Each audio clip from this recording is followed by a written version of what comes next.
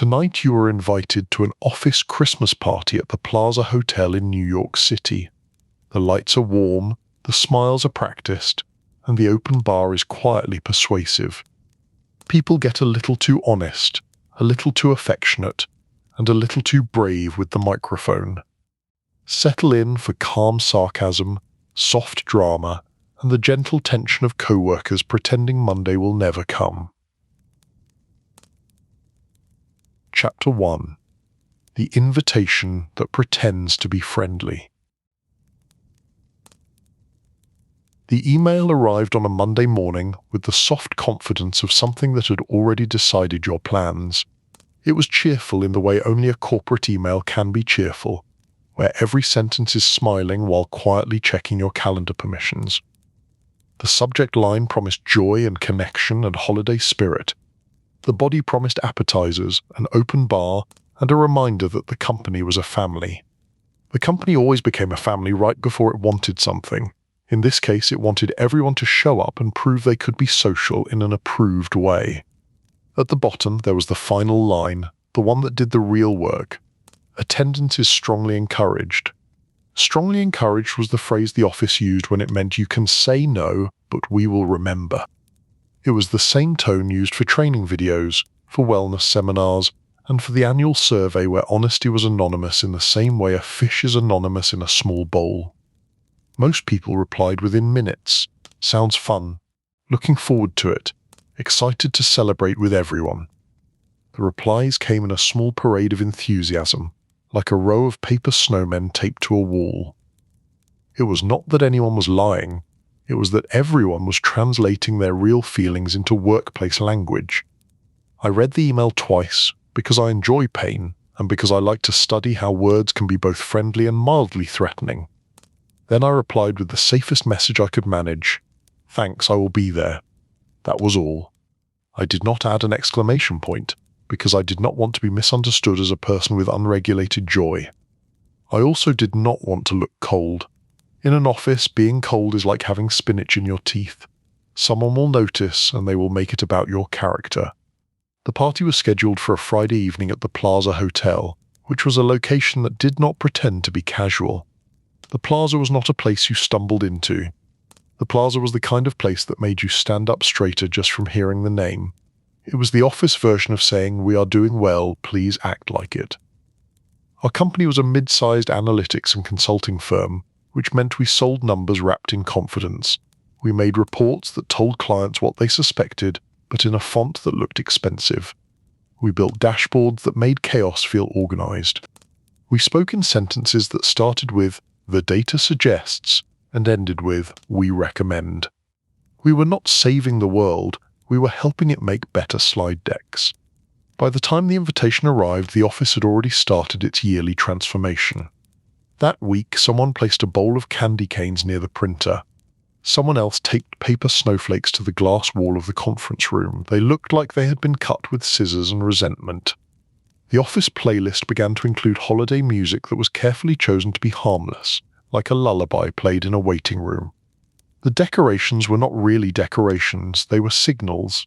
They told us what mood we were supposed to have. On Tuesday, Melissa Grant from Human Resources sent a follow-up email. It reminded everyone to dress festive but professional. It reminded everyone that the company expected respectful behavior. It reminded everyone that the open bar was a privilege, not a challenge. Melissa wrote in the tone of someone who had seen a lot. She had the calm of a person who could describe chaos in bullet points. She signed off with warm wishes and a sentence about safe rides home, which was a polite way of saying, "Please do not make me write an incident report." The office reacted in predictable ways. Kevin Brooks, who worked in finance, printed the email and put it on his desk like a sacred text. Kevin was the kind of person who read policies for comfort. If you told him there was a rule, he would ask where it lived and how often it was updated. Chloe Rivera from sales responded by saying she had nothing to worry about because she was always respectful. Chloe said this with a smile that suggested she had just defined respectful in a way that benefited her. Dana Price from operations asked if festive meant sequins. Dana did not wait for an answer. Dana assumed the answer was yes. Mia Park from marketing made a group chat called Plaza Survival Guide and posted a picture of comfortable shoes. Mia lived in reality and believed in preparation. And then there was Richard Hale, our managing director, our boss in the official sense, and our weather system in the emotional sense. Richard had the charm of a man who believed charm was a skill set. He liked to say he valued people. He liked to say we were all leaders. He liked to say things that sounded good in a quarterly meeting. Richard sent one email to the entire company. It said he could not wait to celebrate our incredible year. It included a single holiday emoji, which in a corporate environment is the equivalent of taking off your tie and showing you have a pulse. After that, the week proceeded with the normal rhythms of modern office life. Meetings, deadlines, coffee, the quiet tension of people who pretend they are not tired.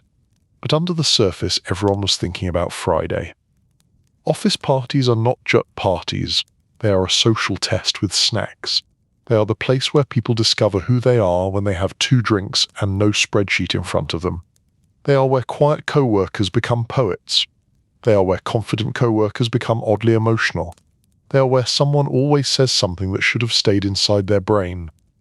I had been at the company long enough to know the pattern. There was always a hero, someone who held it together and helped others get home.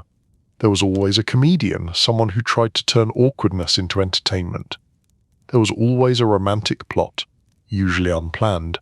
There was always a moment of mild rebellion, when someone decided to speak to the boss like the boss was a person. And there was always, without exception, a Monday morning where everyone pretended nothing happened while quietly remembering everything. On Wednesday, I overheard a conversation near the kitchen. 2 junior analysts were discussing what to wear, as if their clothing would determine their future. One said she wanted to look sophisticated. The other said he wanted to look approachable. They agreed that both goals were difficult in a building with fluorescent lighting.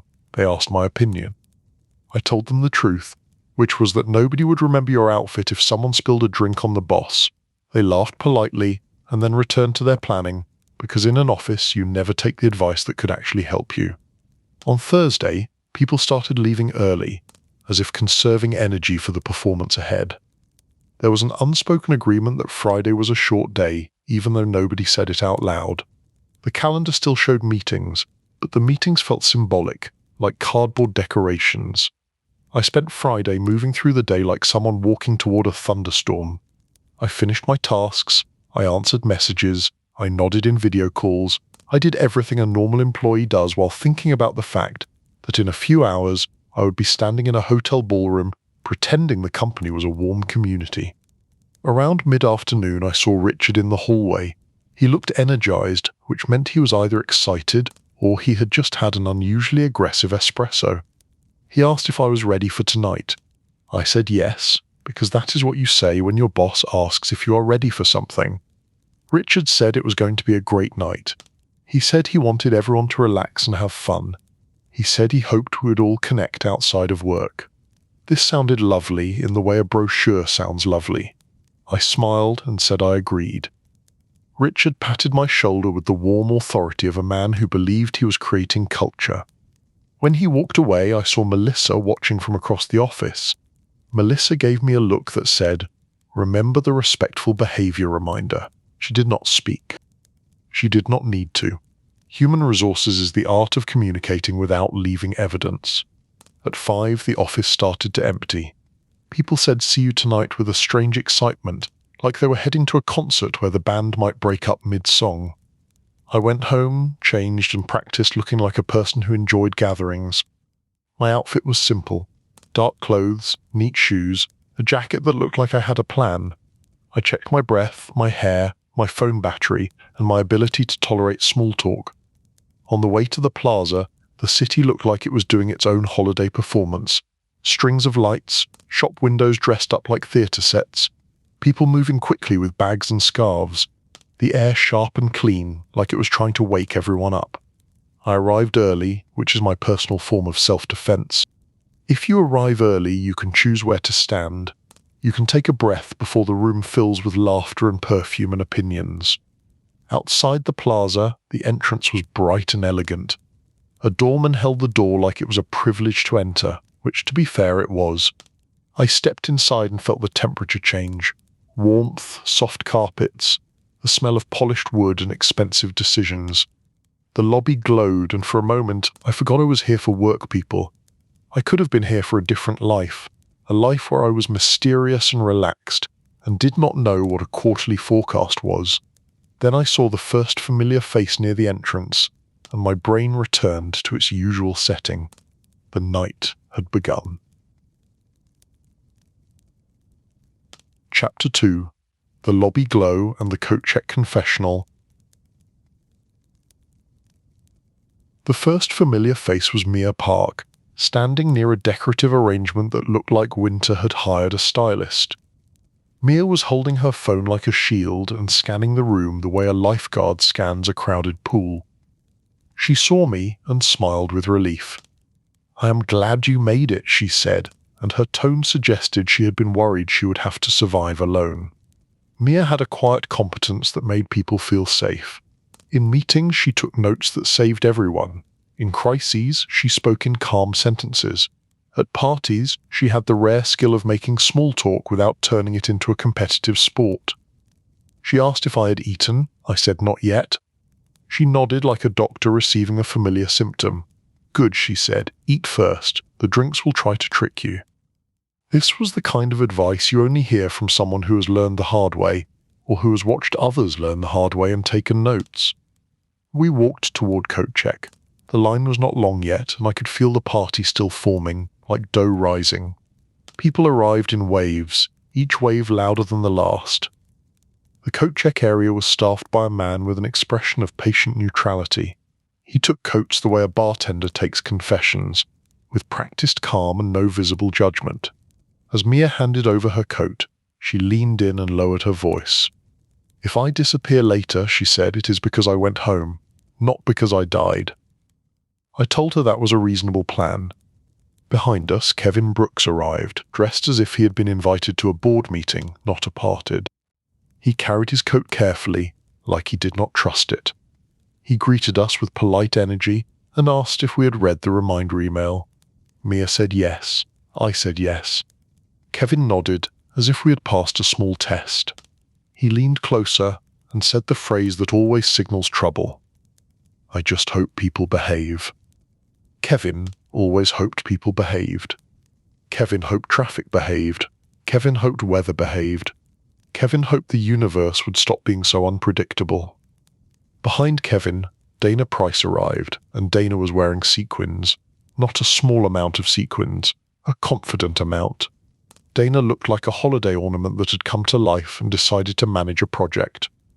Dana hugged Mia, then hugged me, then looked at Kevin. "Kevin," Dana said, "do not look like that. It is a party." Kevin said he was not looking like anything. Dana said he was looking like a compliance seminar. Kevin made a sound that might have been a laugh, if you believed in miracles. We moved from coat check toward the ballroom area. The event staff had placed signs and velvet ropes to guide us. The hallway felt like a corridor leading to a social experiment. At the entrance there was a table with name tags. The name tags were printed in neat black letters and placed in rows, like tiny labels for who we were allowed to be tonight. Seeing your name on a sticker always does something strange to your brain. It makes you feel both official and slightly ridiculous, like you have joined a club for adults who forgot how to introduce themselves. I found my name tag and stuck it to my jacket. Mia did the same. Dana stuck hers a little crooked, which somehow suited her. Kevin paused, then carefully placed his tag exactly straight. If the sticker had been off by a millimeter, he would have noticed, and he would have fixed it, and he would have slept better. Inside the ballroom, the lights were dim and warm. There were tables arranged with simple holiday decor. There was a bar along one side, already busy with early arrivals. A small stage was set up, which meant there would be speeches, because no corporate gathering is complete without someone turning joy into a presentation. Soft music played, the kind designed to fill silence without demanding attention. The room smelled like wine and citrus and expensive soap. People were already practicing their party selves. They smiled, they laughed, they leaned in close when talking, because the music made everyone feel like they were in a movie. The air carried the first hints of something else too, a slight edge, a soft tension. Not bad, present. Like a string pulled a little tight. I spotted Chloe Rivera near the bar, talking to two managers as if she owned the room. Chloe had the ability to make casual conversation feel like a negotiation. Her laugh was bright and controlled. Her posture said, "I am comfortable everywhere." When she saw Mia, she waved with the confidence of someone who always assumed she was welcome. Mia waved back, then leaned toward me. "Chloe is already networking," Mia said. "I said she would network at her own birthday." Mia smiled because she knew it was true. We headed to the buffet. The food looked good, which was both comforting and suspicious. Comforting because it meant we would not have to survive on pretzels. Suspicious because when food is good at a work event, it usually means something else is about to go wrong, as if the universe is balancing the scales. There were small plates of appetizers carefully arranged. There were trays carried by staff who moved like ghosts in formal clothing. There was a carving station that looked like it belonged in a different era, when people called each other sir without irony. I filled a plate and took the first bite. It was excellent. I felt my shoulders drop a little. Mia did the same. Dana sampled 3 things and declared them all delicious. Kevin took a modest portion and ate as if he was following instructions. We found a spot near the edge of the room, which is where people like us gather when we want to be part of something without being consumed by it. For a moment, things were calm. People arrived, the room filled. The sound grew louder, like a gentle tide. Then came the first sign that the night would be what it always was. A junior consultant named Ethan wandered over, holding a drink that was supposed to look casual. Ethan was smart and polite, and he had the nervous energy of someone who feared being perceived. He greeted us and then, without warning, said he was stressed. Not about work, he said quickly, as if work stress was normal and allowed. He was stressed about his life. He was stressed about his choices. He was stressed about whether he had a personality. Mia gave him a look of kindness that could have been bottled and sold. Dana said, "You have a personality, you are just sober." Ethan laughed too loudly, then sipped his drink like it was medicine. Kevin looked alarmed, not by the confession, but by the fact that it had happened without a formal agenda. Ethan kept talking. He said he thought he might be the kind of person who was better in emails than in real life. He said he wished he could take a class on being relaxed. He said he admired people who could walk into a room and just exist. He looked at Chloe across the room and said, "Like her, she is so confident." Dana said, "Confidence is a hobby. Some people practice it more." Ethan nodded, taking this in like a sacred teaching. Then he said something else, softer. He said he hoped tonight would be fun, but he also hoped nobody would remember anything. This was the most honest summary of an office party I had ever heard. Mia patted his arm and told him to eat more and drink water. Ethan thanked her like she had saved him from drowning and wandered off. As he left, Mia sighed. "It is early," she said. "It is early," I agreed. Dana looked toward the bar. "It will get worse," Dana said, "but also funnier." Kevin frowned. "It does not have to get worse," Kevin said. Dana looked at him gently. "Kevin," Dana said, "it always gets worse. That is why we have coats." We watched the room. More people arrived. The volume rose. Someone started clapping because they saw someone else arrive, and suddenly there were little pockets of applause like small storms. At the bar, the first wave of drinks was already making people louder. Some people become softer when they drink. Others become brighter. A few become strangely brave. Near the center of the room I saw Melissa Grant, calm as ever, holding a sparkling water and scanning faces with a professional concern. Melissa was not here to have fun. Melissa was here to prevent stories. I made eye contact with her and gave her a small nod, the way you nod at a security camera when you know you are being recorded. Melissa nodded back, not unkindly, just aware. Then the doors opened again and the room changed. Richard Hale arrived. He entered with a smile that looked practiced but not fake, like he had rehearsed it in the mirror while telling himself he loved people. He wore a suit that fit perfectly, because Richard believed in presentation. He moved through the crowd shaking hands, patting shoulders, saying names with confidence. People reacted the way they always did. They straightened. They smiled a little wider. They laughed a little harder.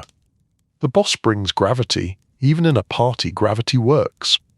Richard approached our corner with open arms and warm energy. "There you are," he said, and his voice carried like he was addressing a room even when he was addressing a group.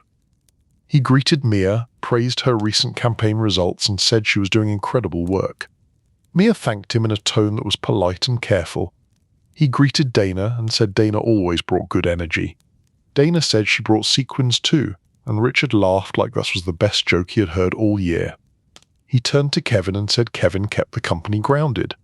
Kevin looked pleased and slightly terrified, like he had been complimented by a judge. Then Richard looked at me and said he was glad I came. He said he hoped I would relax tonight. He said we all deserved it. Relax is a difficult instruction. You cannot command relaxation. That is like commanding someone to fall asleep. The order itself becomes a bright light in the mind. I told Richard I would do my best. Richard smiled, satisfied, and moved on, leaving behind a small trail of heightened nervous systems. As he walked away, Dana leaned toward me. "He is in a good mood," Dana whispered. "That means the night is dangerous," Mia whispered back. Kevin heard them and frowned. "We should all be professional," Kevin said. Dana looked at him, kind but firm. "Kevin," Dana said, "the bar is open. Professional is leaving the building." Kevin opened his mouth, then closed it. He took a small sip of his drink, as if considering a new worldview. The music shifted slightly, still gentle but brighter. Staff moved through the room with trays. People leaned closer and laughed. The air warmed with bodies and stories. I watched Chloe at the bar, now talking to Richard with an expression that said she was both charming and ambitious. I watched Ethan drifting near the appetizers, looking like he was searching for a quieter version of himself. I watched Melissa scan the room, already anticipating the first official problem. And I felt the night settle into its true shape. It was not chaos yet. It was just the beginning of the thing that becomes chaos. The first light snow that promises a storm. The first sip that promises another sip. The first joke that promises someone will go too far. I took a slow breath, ate another bite of food, and decided to keep my calm. If nothing else, I could be a witness. And witnesses, like coat check attendants and human resources, always know more than they want to know. The party had truly begun. Chapter 3: Open Bar, Closed Filters. The buffet line formed the way it always forms at work events, with the same quiet logic as an airport security line. People did not only choose food, they chose proximity. They chose who might see them selecting something messy. They chose whether to stand near their manager and pretend they loved conversation more than carbohydrates. The appetizers were arranged like small, edible promises. There were little bites that looked expensive, and small plates that suggested restraint was part of the experience. The staff replenished trays with the smooth speed of people who had seen every version of office celebration, from polite to historic. I joined the line behind a group from the data team. They talked about dashboards with the easy confidence of people who could not stop working, even while approaching a bowl of roasted vegetables. They made jokes that were only funny if you had ever argued about a metric definition. Ahead of them stood Chloe Rivera, holding a small plate like it was a trophy. She turned her head slightly as people approached, smiling at just the right moment. Chloe did not wait for networking opportunities, she created them. She could make eye contact feel like a job interview, even when she was selecting shrimp. Behind me, Kevin Brooks joined the line and immediately began evaluating it. "This is efficient," he said, as if the line might be offended if it were not. Dana Price appeared at my other side, sequins shimmering when the lights caught her. Dana looked at the buffet like she was about to manage it. "If I see anyone double dip," Dana said, "I will uninvite them from the human race." Kevin looked alarmed. "That is not funny," Kevin said. Dana smiled gently. "It is funny," Dana said. "You just do not like laughter that comes with consequences." Mia Park stood a little behind us. holding a glass of sparkling water like a moral compass. She watched the room with a calm focus that suggested she was already planning at least 2 rescues. "You all need to eat," Mia said. "Especially you, Dana." Dana nodded and put 3 things on her plate. "I think I am eating responsibly," Dana said. Kevin glanced at her plate. "I do not think your plate agrees," Kevin said. As the line moved, the room grew louder. The first wave of drinking had settled in, and people were becoming more themselves, or less themselves, depending on how you like to describe it. At a certain point, alcohol does not change a person. It simply removes the small social locks they installed for survival. Near the bar, I noticed the finance team clustered like penguins near warmth. Kevin was part of finance, but he was not in that cluster. Kevin was a satellite, orbiting the idea of fun without committing to it. The cluster included Olivia Hart, who was sharp and quick and always looked like she had just discovered a loophole. It included Mark Ellis, who laughed easily and tended to narrate his own mistakes as if they were charming. It included Tyler Shaw, who had the quiet intensity of someone who could do mental math while breathing through a paper bag. They were holding creamy holiday drinks that looked like dessert with ambition. Eggnog, Mark announced to no one in particular, is basic a hug. Olivia lifted her glass. "It is also basic a trap," Olivia said, "but I respect it." Tyler sipped carefully, like he was negotiating with the drink. "It tastes like someone melted a candle into milk." Mark laughed too loudly and leaned toward Tyler. "That is the holiday spirit. You are tasting tradition and poor decisions." The finance cluster moved a little closer together, and their volume increased. This was the moment where a group begins to feel like a group, not just co-workers, but a temporary unit, a team of people who will later share a memory that becomes a warning. Kevin watched them from a distance with the expression of a man seeing a weather report change suddenly. He walked over and tried to speak with them in the way a responsible adult tries to speak with someone standing too close to a cliff. "Remember," Kevin said, "we have work on Monday." Olivia looked at him with a bright smile. "Kevin, do not mention Monday. That is like mentioning taxes in a dream." Mark raised his glass to forgetting Monday. Kevin blinked. "That is not a toast." "It is a perfect toast," Mark said. Tyler looked at Kevin with sympathy. "Kevin," Tyler said, "you are a good person. But tonight is not for good people. Tonight is for people who have been on video calls since October." Kevin opened his mouth again, then closed it. He walked away, defeated by the timeless power of eggnog confidence. Back near the buffet, Chloe was now speaking with Richard Hale. Richard stood with his shoulders relaxed and his smile ready. He looked like a man enjoying the feeling of being appreciated, which is a normal human desire, except that when a boss enjoys it too much, the office starts to pay for it later. Chloe said something that made Richard laugh. Her hand touched his sleeve briefly, casual and perfect. It was not inappropriate, it was simply calculated, the way a well-placed sentence in a meeting can be both friendly and strategic. Mia watched this and gave a small sigh. "She is working," Mia said. Dana took a bite of something and nodded. "I respect her stamina," Dana said. "I would rather eat cheese and gossip." I took another bite and watched the room. The party was reaching that point where it becomes a story. You could feel it. People were warmer, cheeks flushed, voices looser. A few people had started to tell jokes with too much confidence. Near a tall table, Ethan, the junior consultant, was talking to a group of colleagues, trying to look like someone who belonged. He held his drink with both hands and nodded as if he understood everything. Ethan saw me and waved a little too eagerly. I waved back. He smiled with relief, as if my wave had confirmed he was still alive. The music shifted again, slightly brighter.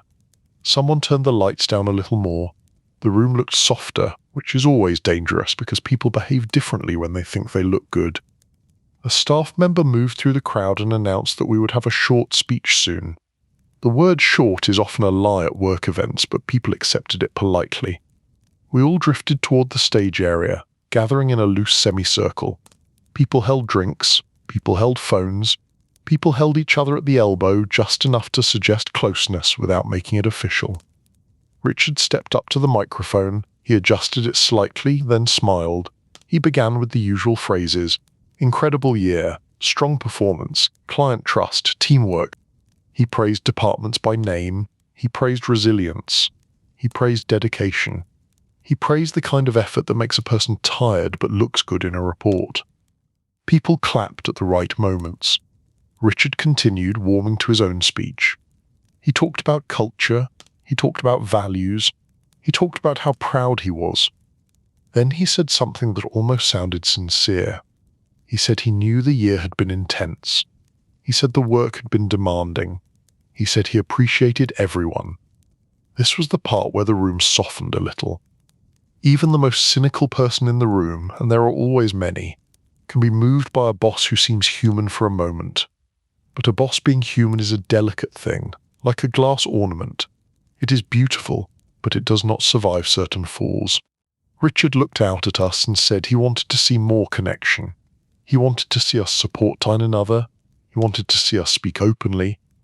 And that was when I saw Melissa Grant from Human Resources shift her weight slightly, like someone hearing a distant siren.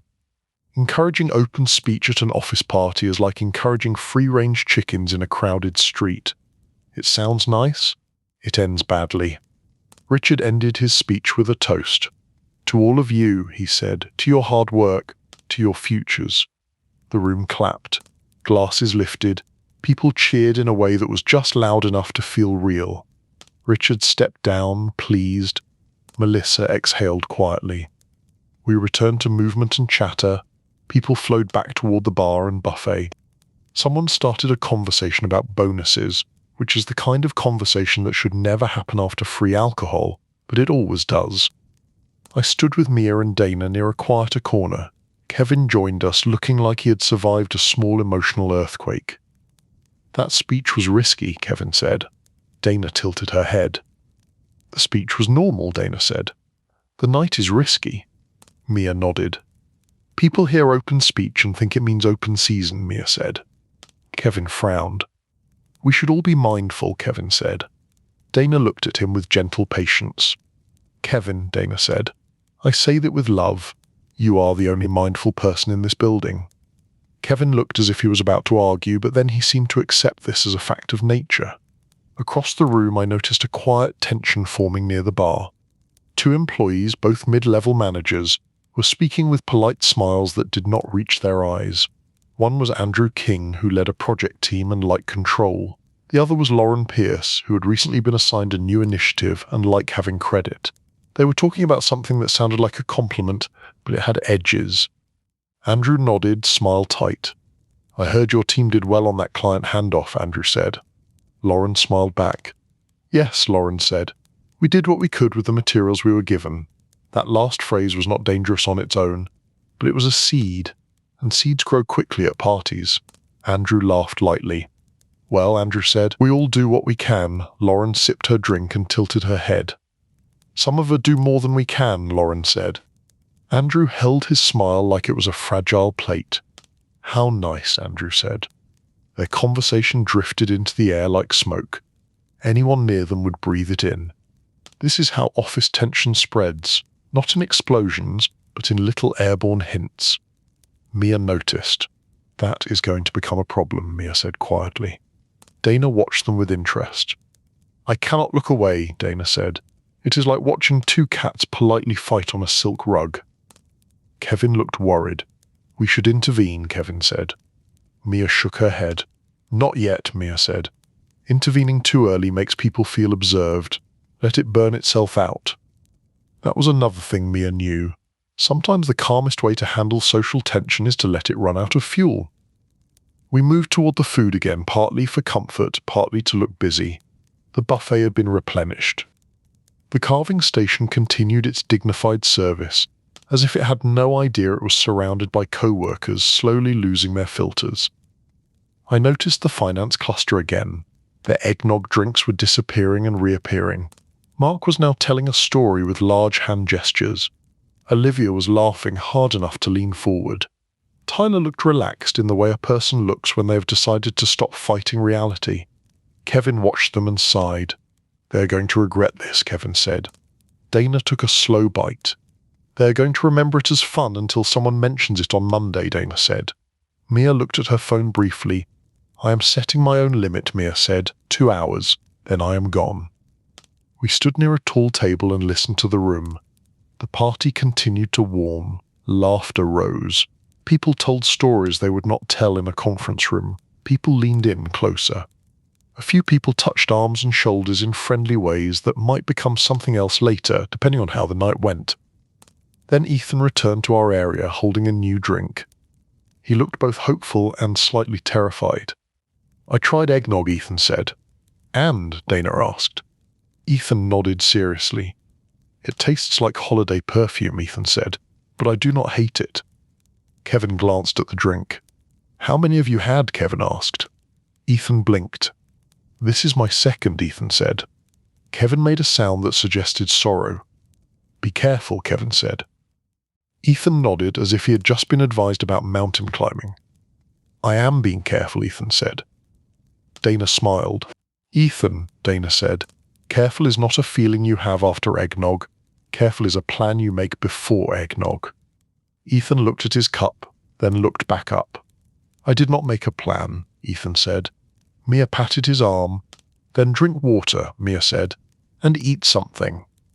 Ethan nodded again and wandered toward the buffet, looking like a person seeking salvation in bread. As the night moved forward, I felt the party shift into a new phase. It was still polite, but the edges were closer. People were telling each other the truth in gentle packages. People were laughing at jokes that were only half jokes. The open bar was doing its quiet work. It was not shouting, it was whispering. It was saying, "You are safe here, say what you want." It was saying, "You deserve to be honest." It was saying, "Nobody will remember," which is the most dangerous lie a drink can tell. I stayed calm. I stayed observant. I ate another appetizer and watched Andrew and Lauren continue their polite war near the bar. I watched Chloe glide through conversations like she was collecting invisible points. I watched Richard smile at everyone, basking in the glow of being the center of a room. And I watched Melissa, calm as ever, holding her sparkling water and preparing for the first real incident. Because there is always an incident, even in the best office, even in the nicest hotel, especially with an open bar. The night was not out of control yet, but it had started to loosen the screws. Chapter 4: Secret Santa and Selective Memory. The gift table was set up near the side of the ballroom, close enough to be seen but far enough to make you walk past people, which is how office events encourage mild discomfort. Wrapped packages were stacked in neat rows, each one labelled with a small tag. Gifts are supposed to be cheerful. At work, gifts are also messages. A gift can say, "I appreciate you." A gift can say, "I know you." A gift can say, "I noticed your habits." A gift can also say, "I have been quietly judging you and thought you deserved this item as a lesson." Secret Santa is a game built on the idea that everyone can handle surprises. This is a brave assumption in an office where people can barely handle a calendar change. Melissa Grant approached the microphone and announced it was time for the exchange. Her voice was warm and controlled, the voice of a person guiding a group through a potentially messy activity. She reminded everyone of the rules. Keep it friendly, keep it appropriate, smile, be kind. She said this lightly, but the message was clear. If you ruin this, you will meet me in a small room later. People gathered around the gift table. Some stood close, excited. Others hung back, pretending they were not nervous. A few looked like they wanted to escape through the nearest wall. I stood with Mia and Dana near the edge of the crowd. Kevin was with us, upright and alert, as if we were about to witness an audit. Ethan was nearby too, eyes wide, smiling in a fragile way.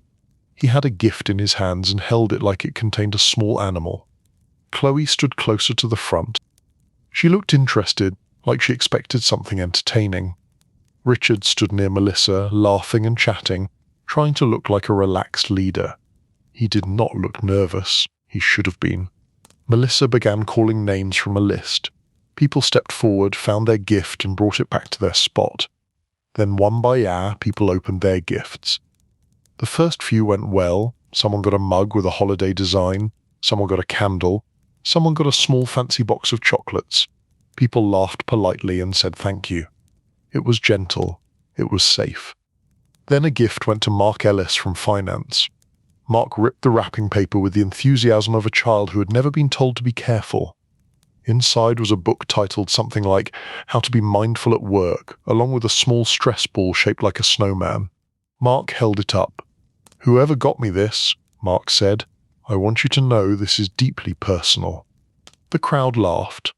Mark laughed too, but his laugh had a tiny edge, because nobody likes being told to calm down even when it is true. Olivia Hart received a set of fancy pens. She smiled with real appreciation. Olivia liked tools. Tools made sense. Tools did not pretend. Tyler Shaw received a small desk plant. He looked at it like it was a responsibility. "This is a living thing," Tyler said, as if discovering this fact for the first time. Dana leaned toward me. "That plant is not going to make it," Dana whispered. Mia whispered back. "Do not say it out loud," Mia said. "Let Tyler have hope." Then Melissa called Kevin Brooks. Kevin stepped forward with a cautious smile.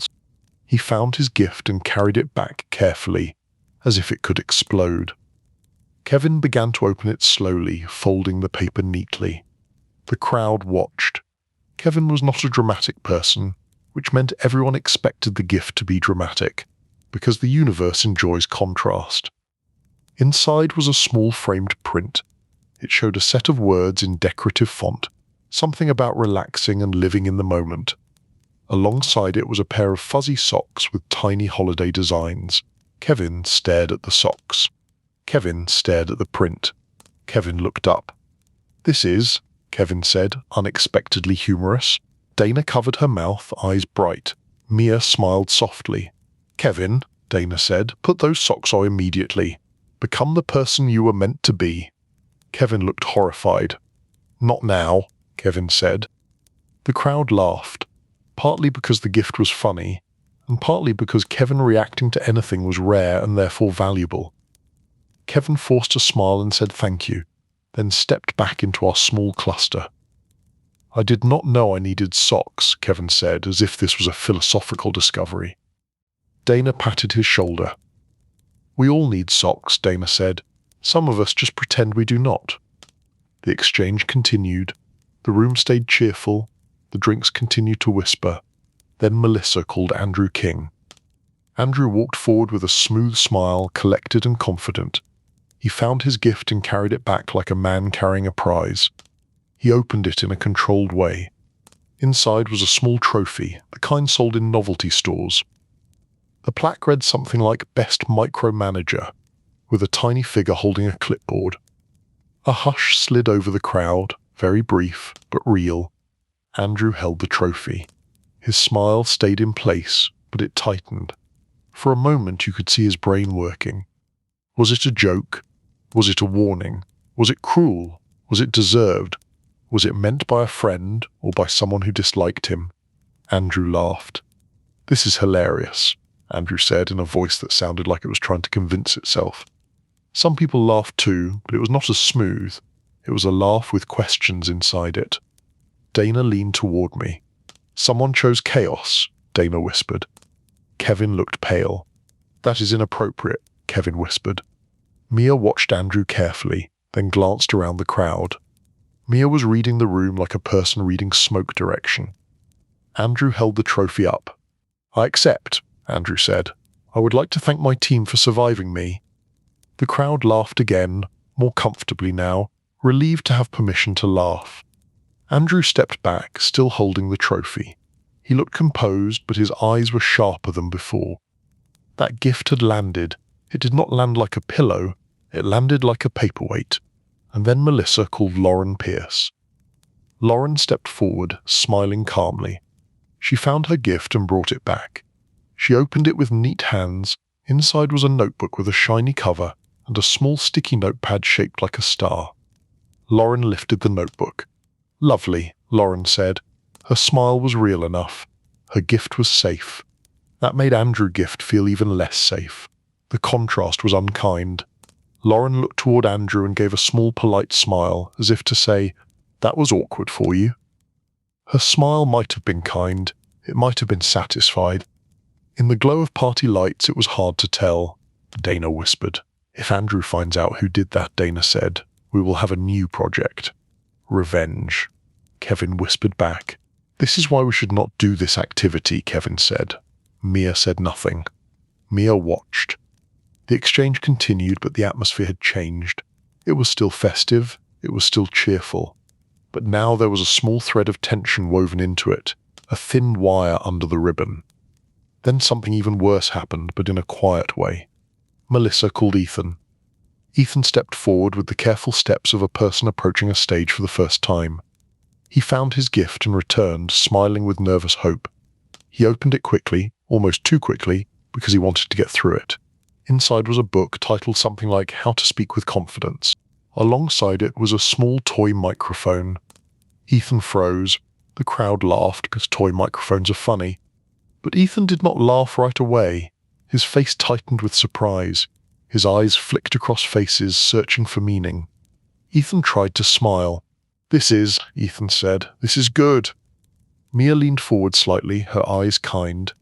"Ethan," Mia said softly, "that is fine. It is fine." Dana tilted her head. "Whoever got Ethan that," Dana whispered, "was either trying to help or trying to be mean in a polite way." Kevin looked furious. "That is cruel," Kevin whispered.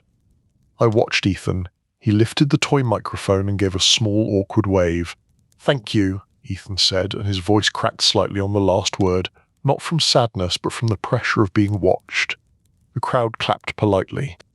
Melissa smiled calmly, but her eyes moved quickly, scanning for who looked too pleased. Ethan stepped back and joined a nearby group. He held the book close like a shield. Mia looked at me. "I'm going to check on him later," Mia said. Dana nodded. "Please do," Dana said. "He is going to overthink this until February." Kevin whispered. "If I find out who did that," Kevin said, "I will have words." This was the closest Kevin came to threatening anything. It was gentle, but in Kevin language it was a storm warning. The gift exchange wrapped up with a few more safe items. A scarf, a fancy hot sauce set, a small box of cookies. People laughed and clapped and tried to return to pure cheer. Melissa thanked everyone and suggested we enjoy the rest of the night. The crowd drifted away from the gift table and back into the room. The music rose slightly. The bar resumed its quiet work. The buffet continued its calm service. But the gift table had done what it always does. It had revealed things. It revealed who tried to be funny. It revealed who tried to be kind. It revealed who knew someone well. It revealed who did not. It revealed who used the game to say something without saying it. Andrew still held his trophy. He carried it around like a joke he had accepted publicly and questioned privately. Ethan held his book and toy microphone and tried to smile when people said it was funny. His smile was polite and thin, the kind of smile that is meant to end a conversation. Mia walked with me toward the bar area, then leaned closer. "I do not like that," Mia said. I said which part, because there were many. Mia answered quietly.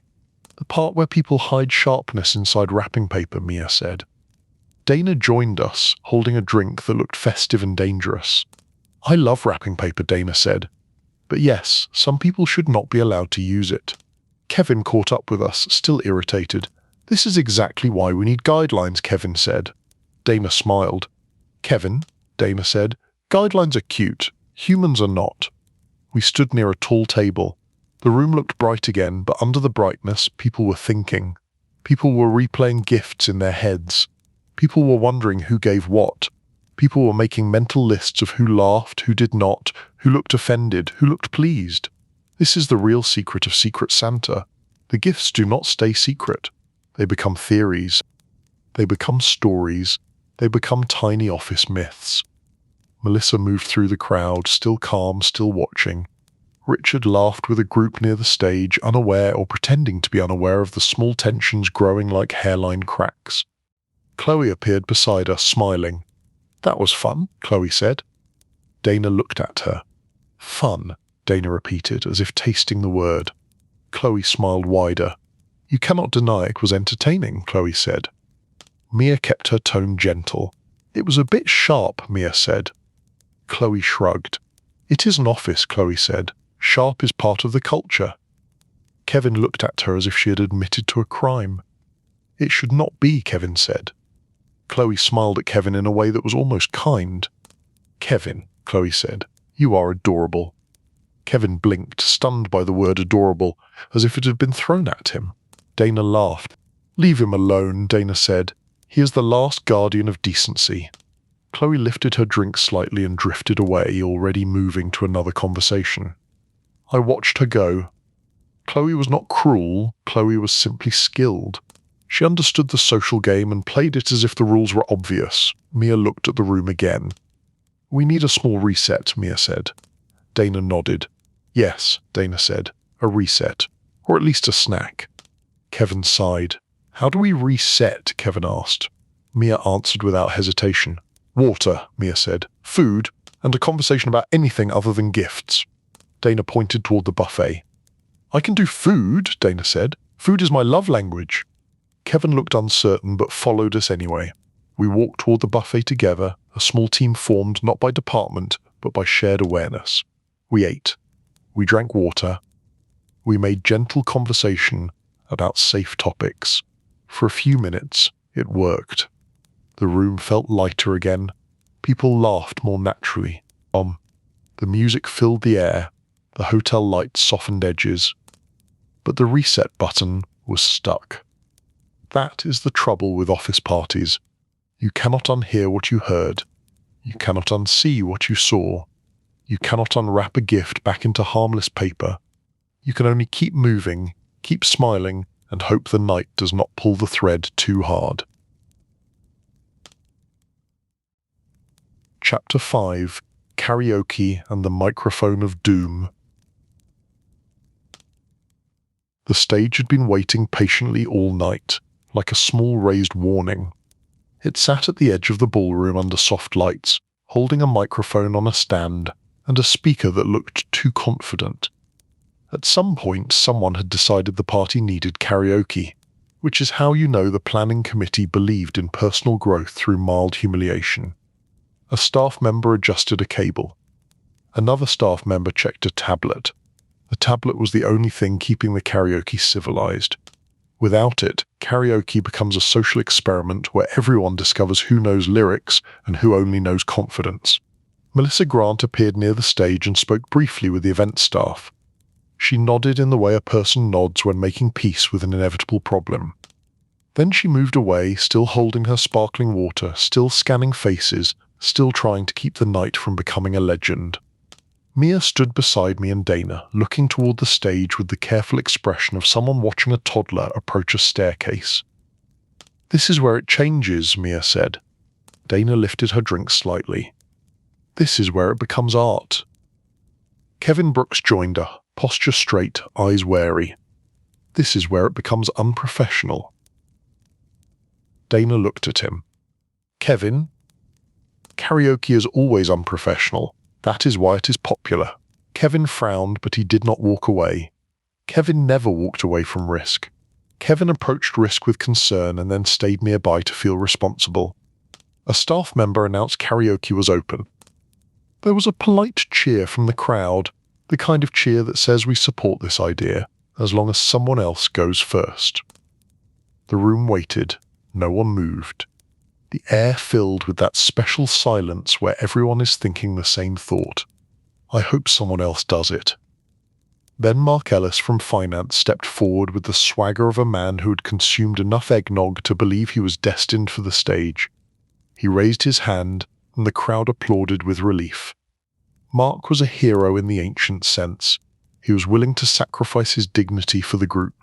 Mark grabbed the microphone, tapped it lightly, then smiled. This is for all of us. And for anyone who has ever refreshed their inbox like it was a slot machine. The room laughed. Mark chose a classic pop song, the kind everyone pretends they hate but secretly knows. The music started. Mark began singing. His voice was not good, but it was enthusiastic, which in karaoke is the highest form of quality. He gestured to the crowd. People clapped. People laughed. Mark moved on the stage like he had been waiting for this all year. Halfway through the song, Mark forgot the lyrics. He replaced them with sounds that resembled words. Nobody cared. If anything, it made the room happier. People love imperfection when it does not cost them anything. Mark finished the song with a dramatic flourish and a bow. The crowd applauded loudly, partly because it was funny, partly because it meant the first performance was over, and now the door was open for everyone else to make questionable choices. Mark stepped off the stage and immediately looked 10% more proud of himself. Olivia Hart clapped and shook her head. "You are a problem," Olivia said. Mark smiled. "I am a gift," Mark said. Tyler Shaw laughed quietly, looking more relaxed than earlier. Tyler had the expression of someone who had decided to stop resisting the night. Then another person stepped forward. It was Chloe Rivera. Of course it was Chloe Rivera. Chloe took the microphone with practiced ease. She did not look nervous. She looked like she had simply arrived at another meeting, except this meeting involved music and social risk. She selected a song that sounded festive but not childish. She began singing, and her voice was surprisingly good. The room shifted. People leaned in. The laughter softened into admiration. Dana made a quiet sound of respect. "She is talented." Mia nodded. "She knows how to win a room," Mia said. Kevin looked uneasy. "This is not a talent show." Dana looked at him kindly. "Kevin, everything is a talent show. You just pretend it is not." Chloe finished the song and smiled, tossing her hair slightly, casual and perfect. People cheered. Richard Hale clapped enthusiastically, pleased as if Chloe had just increased company revenue through vocal skill. Chloe handed the microphone back and stepped down, receiving compliments like she was collecting holiday cards. The karaoke line began to form. People who had been quiet all night suddenly found bravery. People who had been loud all night became louder. The room warmed further, the way a room warms when everyone forgets they will have to face each other later. A junior designer named Sarah Collins stepped forward next. Sarah was usually quiet with a gentle presence. At work, she spoke in careful sentences. At the party, she looked surprised to be standing on a stage. Sarah held the microphone with both hands, like Ethan had earlier held his drink. She picked a soft song, the kind that sits low and steady. Her voice was sweet, a little shaky at first, then calmer. The room grew quiet in a rare moment of collective kindness. People listened. Even Mark listened. When Sarah finished, the applause was warm and sincere. Sarah smiled, cheeks pink, then walked quickly off the stage as if she had just confessed something and needed a quiet corner. Ethan watched her with wide eyes. Mia noticed. "Oh no," Dana said softly, seeing the same thing. Kevin looked confused. "What?" Kevin asked. Dana answered gently. "A crush," Dana said. "A small what? The kind that becomes a rumor if it gets any air." Kevin looked alarmed again, as if rumors were a chemical spill. "We should not allow rumors." Mia patted his arm. "Kevin, rumors are not allowed, but they happen anyway, like winter." Ethan took a breath and did something brave. He walked toward the stage. I saw his shoulders tense as if he had to push himself forward. He glanced back once, maybe looking for an exit, maybe looking for confirmation he was not about to embarrass himself. Mia gave him a small nod, not a push, just a signal that he would survive. Ethan stepped onto the stage. He selected a duet option, then looked out into the crowd, scanning faces. He said, "Sarah Collins, would you sing with me?" The room made a collective sound, not loud but present, the sound of people smelling a story. Sarah looked startled. She laughed nervously. For a moment she hesitated. Then she stepped forward because the crowd was watching and because sometimes the safest way through discomfort is straight through it. Sarah joined Ethan on stage. The music began. They sang. It was not perfect. Ethan was not steady. Sarah was steadier. They found the rhythm together. Ethan smiled at her, then looked away, then smiled again. Sarah laughed once when Ethan missed a lyric, and the laugh made the room melt a little. It was sweet. It was harmless. It It was exactly the kind of thing that becomes a rumor anyway, because offices are built on stories the way cities are built on sidewalks. Dana leaned closer to me. "This is adorable," Dana whispered. "And it is also the beginning of a problem." Kevin looked pained. "This is not a problem," Kevin whispered. "This is human." Dana smiled. "Kevin just discovered humanity," Dana said softly. Mia watched the stage and smiled, but her smile was cautious. Mia liked kindness, but she also knew how quickly kindness can be twisted into gossip. When the duet ended, the applause was loud and bright.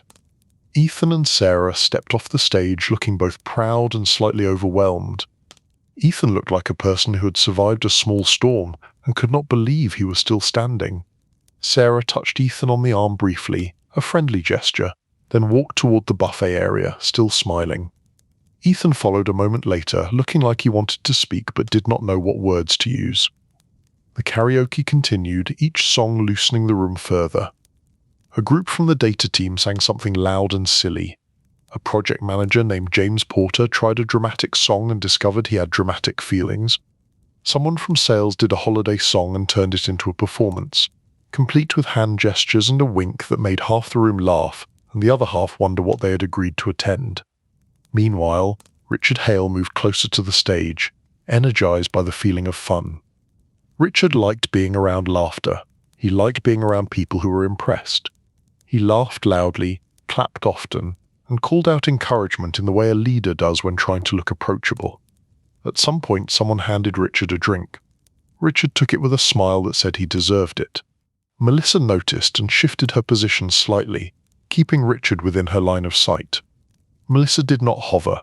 Melissa simply remained present, like a quiet safety rail. Andrew King and Lauren Pierce stood near each other again, closer than before. Their earlier polite conflict had not disappeared. It had taken a break, like a co-worker who steps away to breathe before returning to a meeting with a sharper tone. Andrew was holding his novelty trophy on the table beside his drink, as if it belonged there, as if it was not a small insult wrapped in glitter.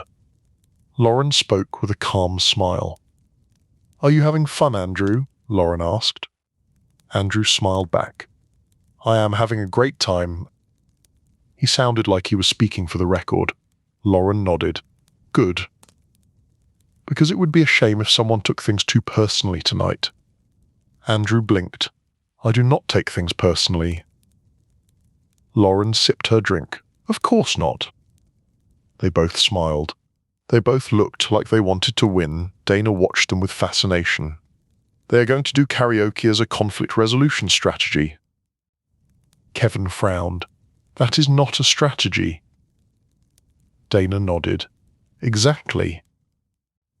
That is why they will choose it." And then it happened.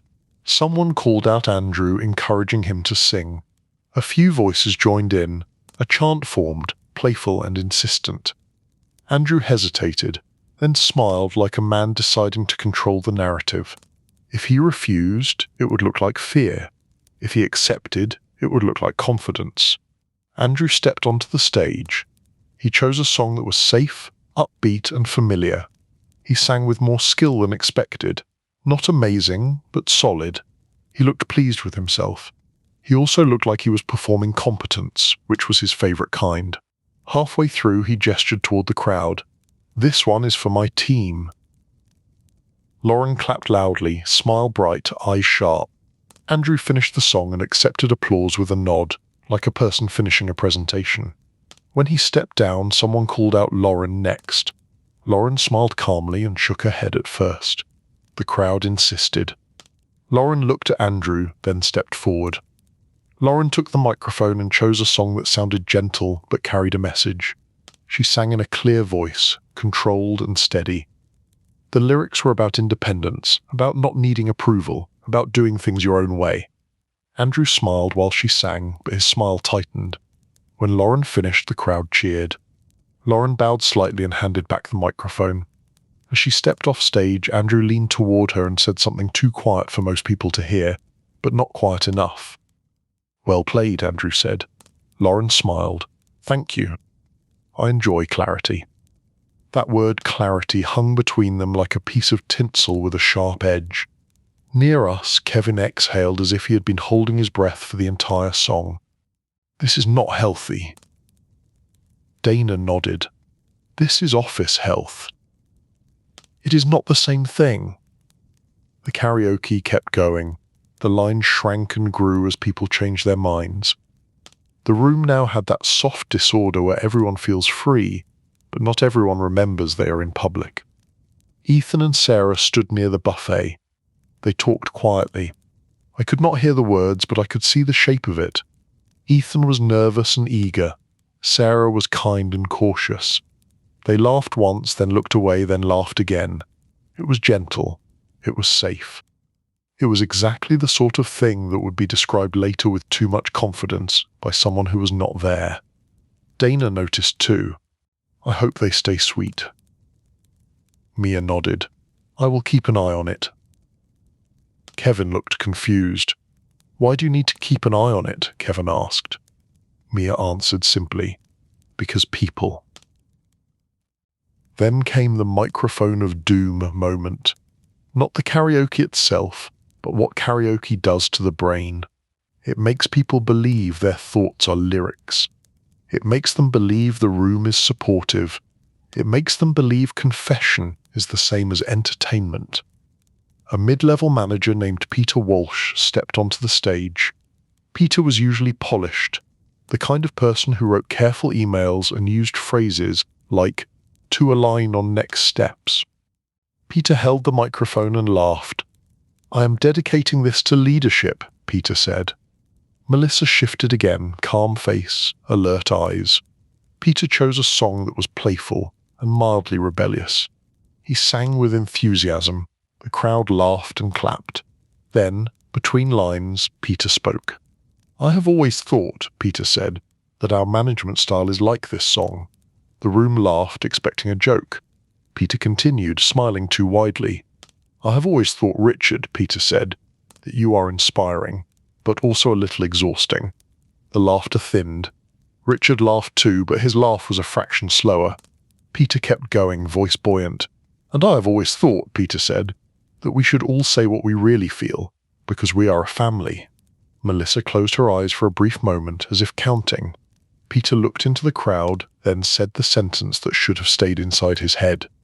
"I have always thought you were the kind of boss who needs to be told no." The room went quiet in a way that felt gentle but significant. Not a harsh silence, a soft one. A silence where people suddenly remembered they had jobs. Richard smiled, still smiling, but his eyes narrowed slightly, not in anger, more in surprise. A boss does not often hear that sentence in public. Peter laughed, realizing too late that the room was no longer laughing with him. "Like you are visionary. You just do not love feedback." A few people laughed nervously. A few people stared at the floor. Someone coughed. Richard stepped forward slightly, still smiling.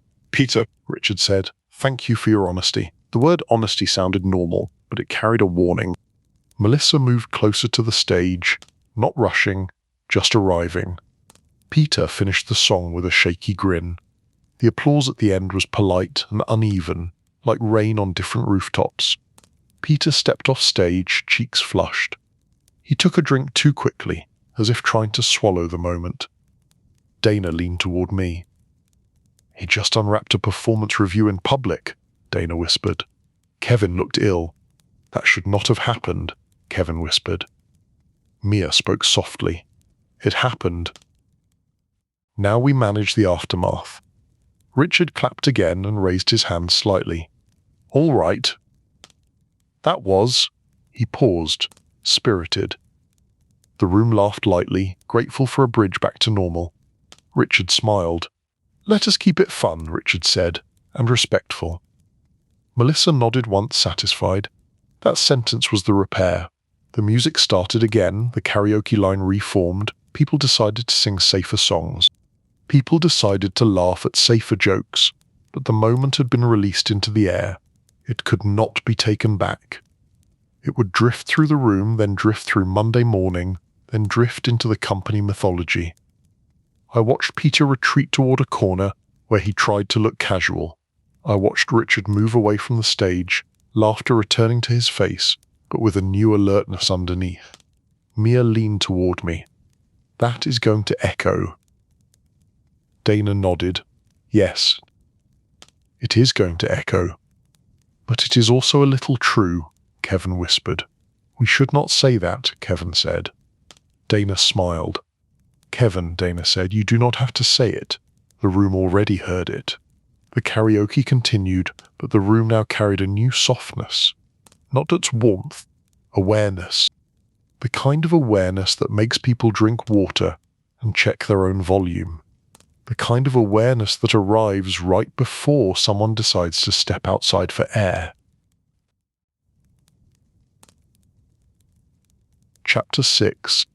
Cold air, warm gossip, and the almost moment. Stepping outside the plaza felt like stepping out of a crowded story and into a quieter tuh. The air was cold and clean, the kind that makes your thoughts line up neatly for a moment. The streetlights on Fifth Avenue painted the sidewalk in soft gold, and the city moved with its usual confidence, even at night. A few people had gathered near the entrance, pretending they just needed fresh air, not emotional space. They stood in small clusters, coats pulled tight, voices lower. In the cold, gossip becomes a whisper again. It has to. The air does not tolerate shouting. I stepped out because I needed a reset. Not a dramatic reset, just a breath that did not taste like perfume and ambition. Mia had done the same, and Dana followed, though Dana treated cold air like a suggestion. Kevin came too, because Kevin believed in supervision. They stood under the awning, the hotel lights behind them, the city in front of them. Dana looked up at the building. This place is beautiful, Dana said. It makes you forget you are here with co-workers. Mia nodded. For a few minutes, yes, Mia said. Kevin adjusted his coat. We should all pace ourselves, Kevin said. Dana smiled. Kevin, Dana said, you are pacing for all of us. We stood quietly. The city made its own soft music. Cars rolled by, a taxi slowed, then moved on. Somewhere down the block, laughter rose and fell like waves. Mia glanced back through the glass doors. I am going to check on Ethan, Mia said. Dana nodded. Please do, Dana said. He looked like a person who would apologize to a chair. Kevin frowned. He seems nice, Kevin said. He is nice, Mia said. That is why the night can hurt him. Mia stepped back inside, moving with calm purpose. Dana remained outside, looking at the street as if it held secrets. Kevin stood beside me, still tense, as if the cold air might make the party behave. After a moment, Dana tilted her head. I am going to walk a little, Dana said. Just to the corner and back. I need movement. Kevin looked concerned. Do not wander, Kevin said. Dana gave him a gentle look. Kevin, Dana said, I am an adult. I will not fall into a manhole. Kevin opened his mouth, then closed it again, as if remembering he was at a party and not in a safety training video. Dana walked a short distance, sequins flashing under streetlight like a quiet comet. She moved with confidence, hands in pockets, breathing in cold air like it was medicine. Kevin stayed under the awning. I stayed too, because sometimes it helps to be near someone who wants the world to be orderly. Kevin is a small anchor. He does not stop storms, but he makes you feel like storms are being documented. Through the glass doors I saw movement, people shifting, people laughing, people leaning close. The party continued, but the outside space felt like a separate room, calmer and kinder. Then Ethan appeared at the entrance. He stepped outside slowly, coat half on, looking like he had forgotten how to exist without a script. He saw Kevin and me, and he smiled with relief. Ethan approached, hands tucked in his sleeves. Hi, Ethan said. Kevin nodded politely. Ethan, Kevin said. How are you? Ethan exhaled and looked at the street. I am, Ethan said. I am okay. I think. That was honest. Honesty outside feels safer. Ethan glanced back toward the doors. Everyone is having fun, Ethan said, I think. Kevin nodded. They are, Kevin said, but fun is a broad category. Ethan smiled faintly. I sang, Ethan said. I cannot believe I sang. Kevin looked at him with respect, like Ethan had completed a difficult certification. That was brave, Kevin said. Ethan blinked, surprised. Thank you, Ethan said. I was terrified. Kevin nodded again. That was also correct, Kevin said. Ethan laughed softly. The laugh sounded like relief. We stood quietly for a moment. The cold air kept things gentle. Then Sarah Collins stepped outside, pulling her coat on, cheeks still pink from singing. She saw Ethan and paused. Hi, Sarah said. Ethan straightened slightly, nervous energy returning. Hi, Ethan said. Sarah looked at Kevin and me. I just needed air, Sarah said. Kevin nodded in his practical way. Fresh air is good, Kevin said. Sarah smiled politely at Kevin, then looked back at Ethan. That was fun, Sarah said. Ethan nodded quickly. Yes, Ethan said. It was fun. I mean, it was terrifying, but fun. Sarah laughed. It was a small laugh, warm and sincere. They stood close enough to speak quietly, but not too close. Their body language was careful. Two people standing in a cold city night, trying to be normal while knowing the office was watching through invisible windows. I moved a step away, giving them space. Kevin did not, because Kevin does not understand invisible windows in the same way. Kevin stood like a polite lamppost. Sarah looked toward the street. It is pretty out here, Sarah said. Ethan nodded. Yeah, Ethan said. It feels calmer. Sarah glanced at him. Do you want to walk a little? Sarah asked. Just to the corner and back. Ethan hesitated, then nodded. Yes, Ethan said. That would be nice. They began walking slowly along the sidewalk, staying close to the hotel, moving like two people trying not to make a scene. Kevin watched them go. They should be careful, Kevin said. I said it is just the corner.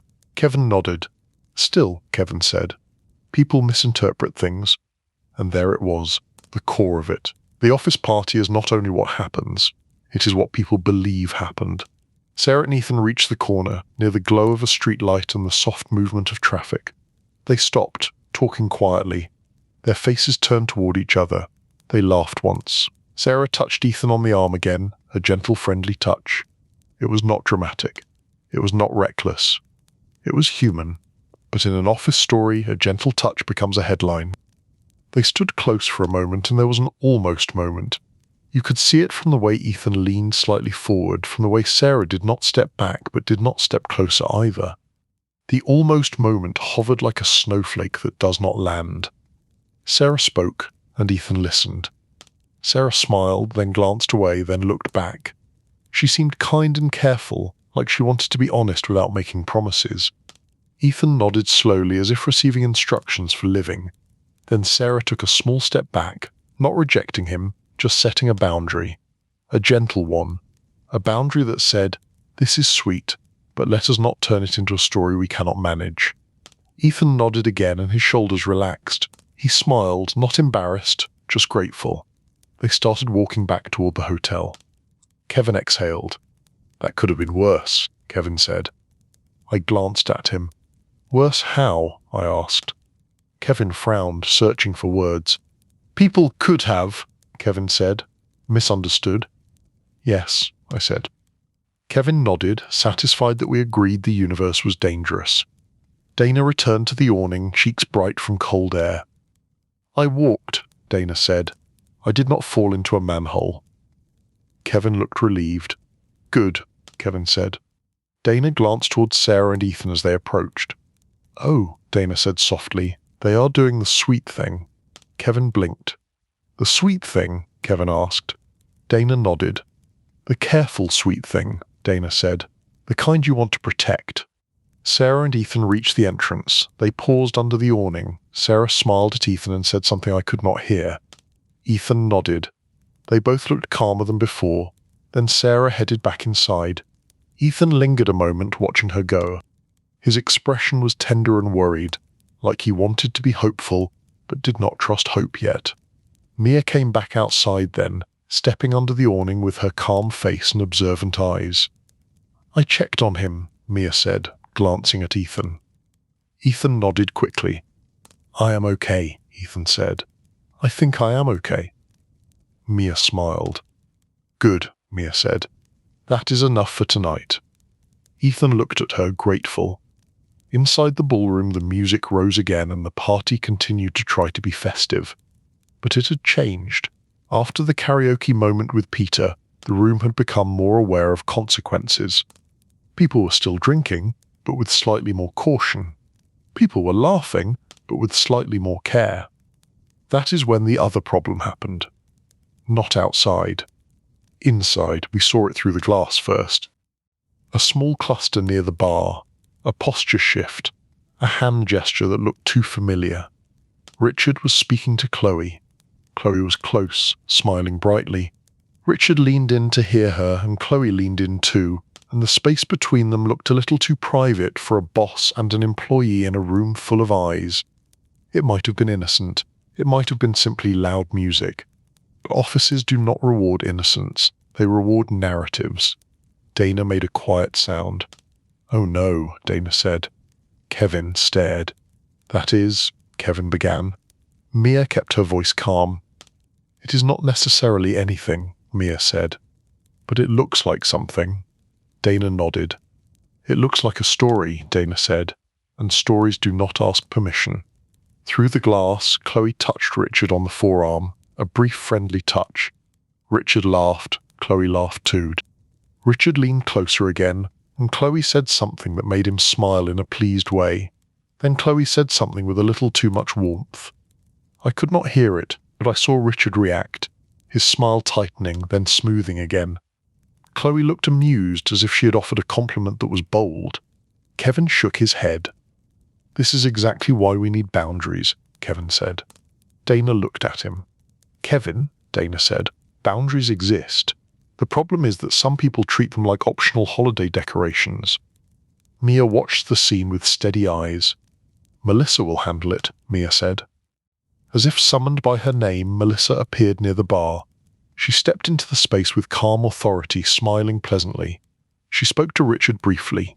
Richard nodded, still smiling, and shifted his position away from Chloe slightly. Chloe laughed and turned to greet someone else, as if nothing had happened. Melissa remained a moment longer, then moved away, scanning the room again, protecting the company from itself. Dana exhaled. "Melissa is carrying the night," Dana said. Kevin nodded with deep respect. "Human resources is the real leadership," Kevin said. Mia smiled. "Sometimes." Ethan stood quietly beside us, watching the glass doors, watching Sarah inside, watching the room. He looked calmer than earlier. Not fully calm, but steadier. The almost moment at the corner had not been dramatic, but it had been meaningful. It had given him something better than a rumor. It had given him a small piece of clarity. He took a breath. "I should go back in," Ethan said. Mia nodded. "Eat," Mia said. "Water. Then you can decide what you want from the rest of the night." Ethan nodded and went inside. Dana watched him go. "He is going to be fine," Dana said. Kevin looked uncertain. "Will he?" Kevin asked. Mia answered with calm confidence. "Yes," Mia said. "He will be fine, and if he is not, we will help." We stood under the awning a moment longer, letting the cold air settle the room inside our heads. The city lights were steady, the street was calm, the party noise behind the glass was softer from here, like a distant radio. Then Mia checked her phone. "My 2 hours are nearly done." Dana smiled. "I respect you, but I am not leaving yet." Kevin looked relieved and worried at the same time. "I will stay a bit longer too." "Of course you will," Dana said. We shared a small, quiet laugh, the kind that does not demand attention.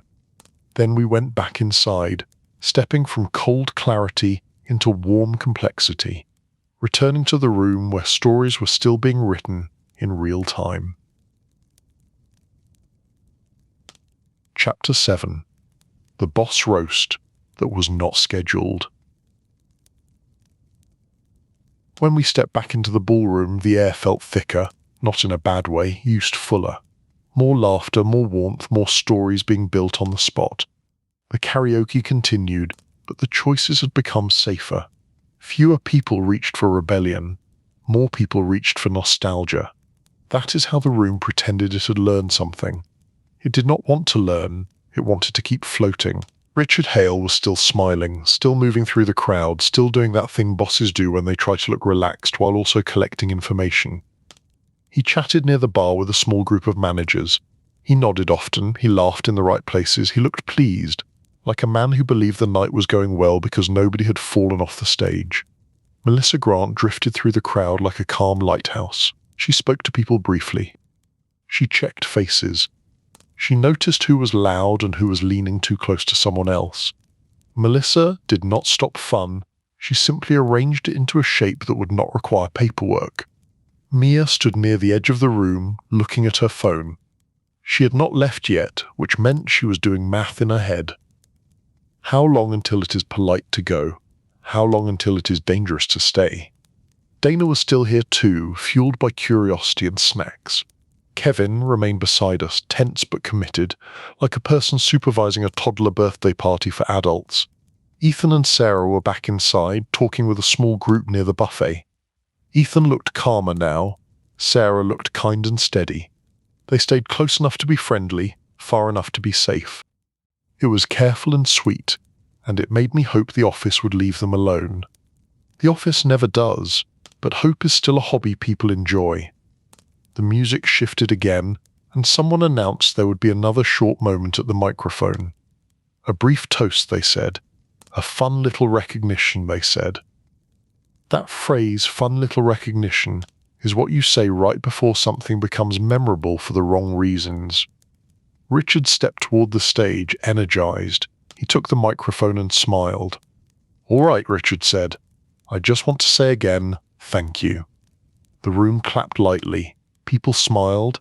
People leaned in. Richard said he was proud. Richard said the year had been strong. Richard said he believed the team was unstoppable. He said the word unstoppable with the delight of a man who had never tried to stop a spreadsheet from crashing 5 minutes before a meeting. Then Richard did something that seemed kind. He said he wanted to invite anyone to share a quick thought, something they appreciated, something they wanted to celebrate, something to keep us all connected. Melissa, across the room, froze for half a second, then recovered. The recovery was impressive, but I saw it. A tiny pause, a tiny moment where she considered the future and did not like it. Inviting spontaneous speeches at a holiday party is like leaving a box of markers in a room full of children and saying, "Decorate the walls." It sounds creative. It ends with regret. Richard smiled warmly and looked out at the room. "Anyone," he said. "Do not be shy." For a moment, nobody moved. People smiled. People looked at their drinks. People pretended they were deeply interested in a napkin. Then a hand rose. Grace Bennett. Grace was a senior consultant who had been with the company longer than most people had been adults. She was calm, precise, and quietly powerful. In meetings she spoke rarely, but when she did, everyone listened. Grace had a voice that could lower the temperature in a room without raising her volume. Grace stepped up to the stage with a polite smile. She took the microphone and looked at Richard. Richard smiled back, pleased. He expected praise. Everyone expects praise, especially when they offer a microphone. "I will keep it short." The room relaxed a little. People love that sentence even when it is a lie. Grace smiled slightly. "I appreciate many things about this team. I appreciate the work. I appreciate the support. I appreciate that we show up for clients even when the timeline is unrealistic." A few laughs, a few nods. Grace continued. "I also appreciate that we can be honest with one another, because honesty, in the right dose, is a kindness." That line landed softly. It sounded gentle. It also sounded like a setup. Grace turned her gaze back to Richard. "Richard, you have done a lot this year." Richard nodded, smile bright. Grace continued, voice steady. "You have pushed us. You have challenged us. You have raised expectations," Grace said. Richard looked proud, like a man receiving a certificate. Grace paused just long enough for the room to lean in. "And sometimes," Grace said, "you have forgotten that people are not machines." The room made a small sound. Not a gasp, not a shout. Just the collective inhale of people hearing a truth said politely. Richard blinked. His smile stayed in place, but it shifted. The corners held, The middle softened. Grace kept her tone calm. "We are good at what we do," Grace said. "We are resilient. We are creative. We can deliver under pressure." She looked around the room, letting people feel included. "But if we want to keep being good, we have to treat recovery as part of performance, not a reward, not an afterthought, part of the work." The room was quiet now, listening. Some people nodded.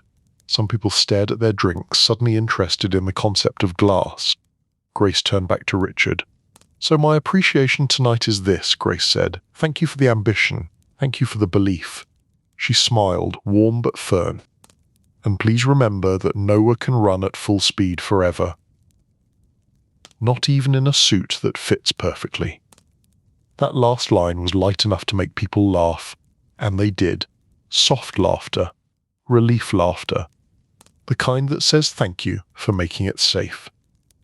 Richard laughed too, but his laugh was different now. Still pleasant, still controlled, but it carried a small weight. Grace handed back the microphone and stepped off the stage with the calm grace of someone who had just corrected a plane flight path without spill her drink. Dana leaned toward me. "That was beautiful," Dana whispered. "That was a scolding with moisturizer." Kevin looked stunned. "That was," Kevin said. "That was honest." Mia nodded. "That was leadership," Mia said. Melissa, across the room, looked at Grace with deep respect, and also the tired gratitude of a person who did not have to deliver that message herself.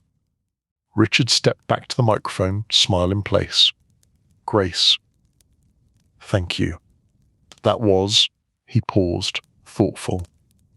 The word thoughtful was a safe word. It did not admit anything, it did not deny anything. It created space. Richard nodded. "I appreciate that. Truly."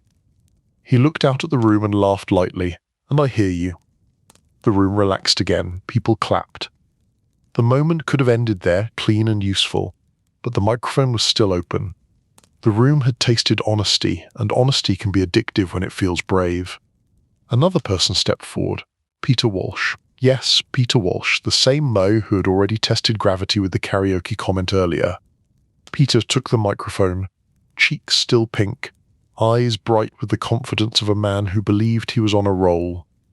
"I just want to say, I love this company." A few polite laughs. Peter continued, "I love the people. I love the work. I love the clients." Someone near the bar muttered something that sounded like "sure," and someone else laughed. Peter smiled wider. "And I love that our leadership is so open to feedback." Looking at Richard. The room made that small sound again, the one that says, "Please do not." Peter went on anyway. "Richard, you are a visionary, but you do send emails at," he paused, "late hours." A few people laughed. It was true and safe enough to laugh at. Peter nodded, encouraged, and sometimes it feels like you want her to have balance, but only as a concept. The laughter thinned. Melissa took one step forward, calm face, ready hands. Peter lifted his eyebrows like a man enjoying his own courage.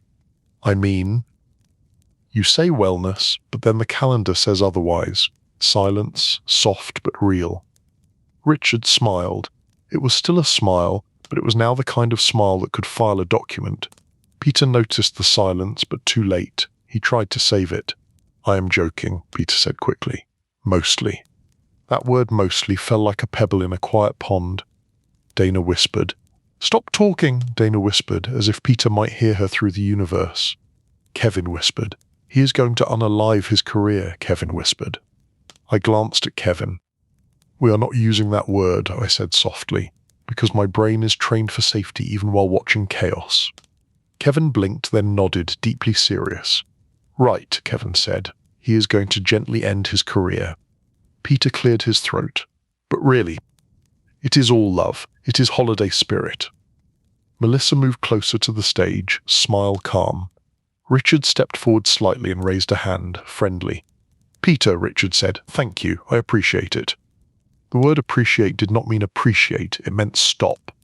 Richard continued, still smiling, voice warm. "Let us keep tonight focused on celebration," Richard said. not policy discussions. The room laughed lightly, relief laughter again. Melissa leaned toward Peter and said something quietly, something that made Peter nod and hand back the microphone. Peter stepped away quickly, drink in hand, eyes suddenly busy looking for anywhere else to be. Dana exhaled. Peter is a cautionary tale. Kevin looked sad. He is a nice person. He just has, he searched for a word, enthusiasm. Mia said nothing at first, then she spoke softly. He has a need to be seen. Tonight is not a safe mirror. Richard returned to the microphone. All right, Richard said, enough speeches, let us get back to fun. The room clapped.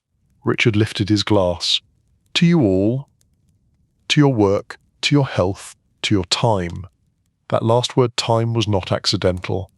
Richard had heard Grace. Richard might even remember it tomorrow. The office would see. Melissa nodded slightly satisfied. The moment had been repaired. People raised their glasses and toasted. The music rose again. The room loosened back into movement. But the roast had happened. Not a planned roast, a gentle what, a polite sigh. The kind that feels like care and also correction. Richard moved away from the stage and returned to the crowd, laughing, shaking hands, rebuilding his social weather. But he was different now, not worse, just more aware. Grace returned to her table calm and composed, as if she had simply adjusted a projector. People began telling each other what happened in whispers. Did you hear Grace? She was so calm. She said it so nicely. That was bold. That was needed. That was risky. That was perfect. And then, because officers cannot hold what truth at a time, they added Peter to the story. And Peter, oh my gosh, he did it again. He cannot stop. Someone please take the microphone away from him forever. Mia glanced at her phone again. I should go, Mia said. Dana frowned. You should, Dana said. You are wise. Kevin looked torn. If Mia leaves, Kevin said, who will be responsible? Mia smiled at him. Kevin, you will. Kevin blinked. Me. Mia nodded. You already are, Mia said. You just did not know it was a job. Dana patted Kevin on the shoulder. Congratulations, Dana said. You are promoted to party guardian. Kevin looked like he wanted a handbook.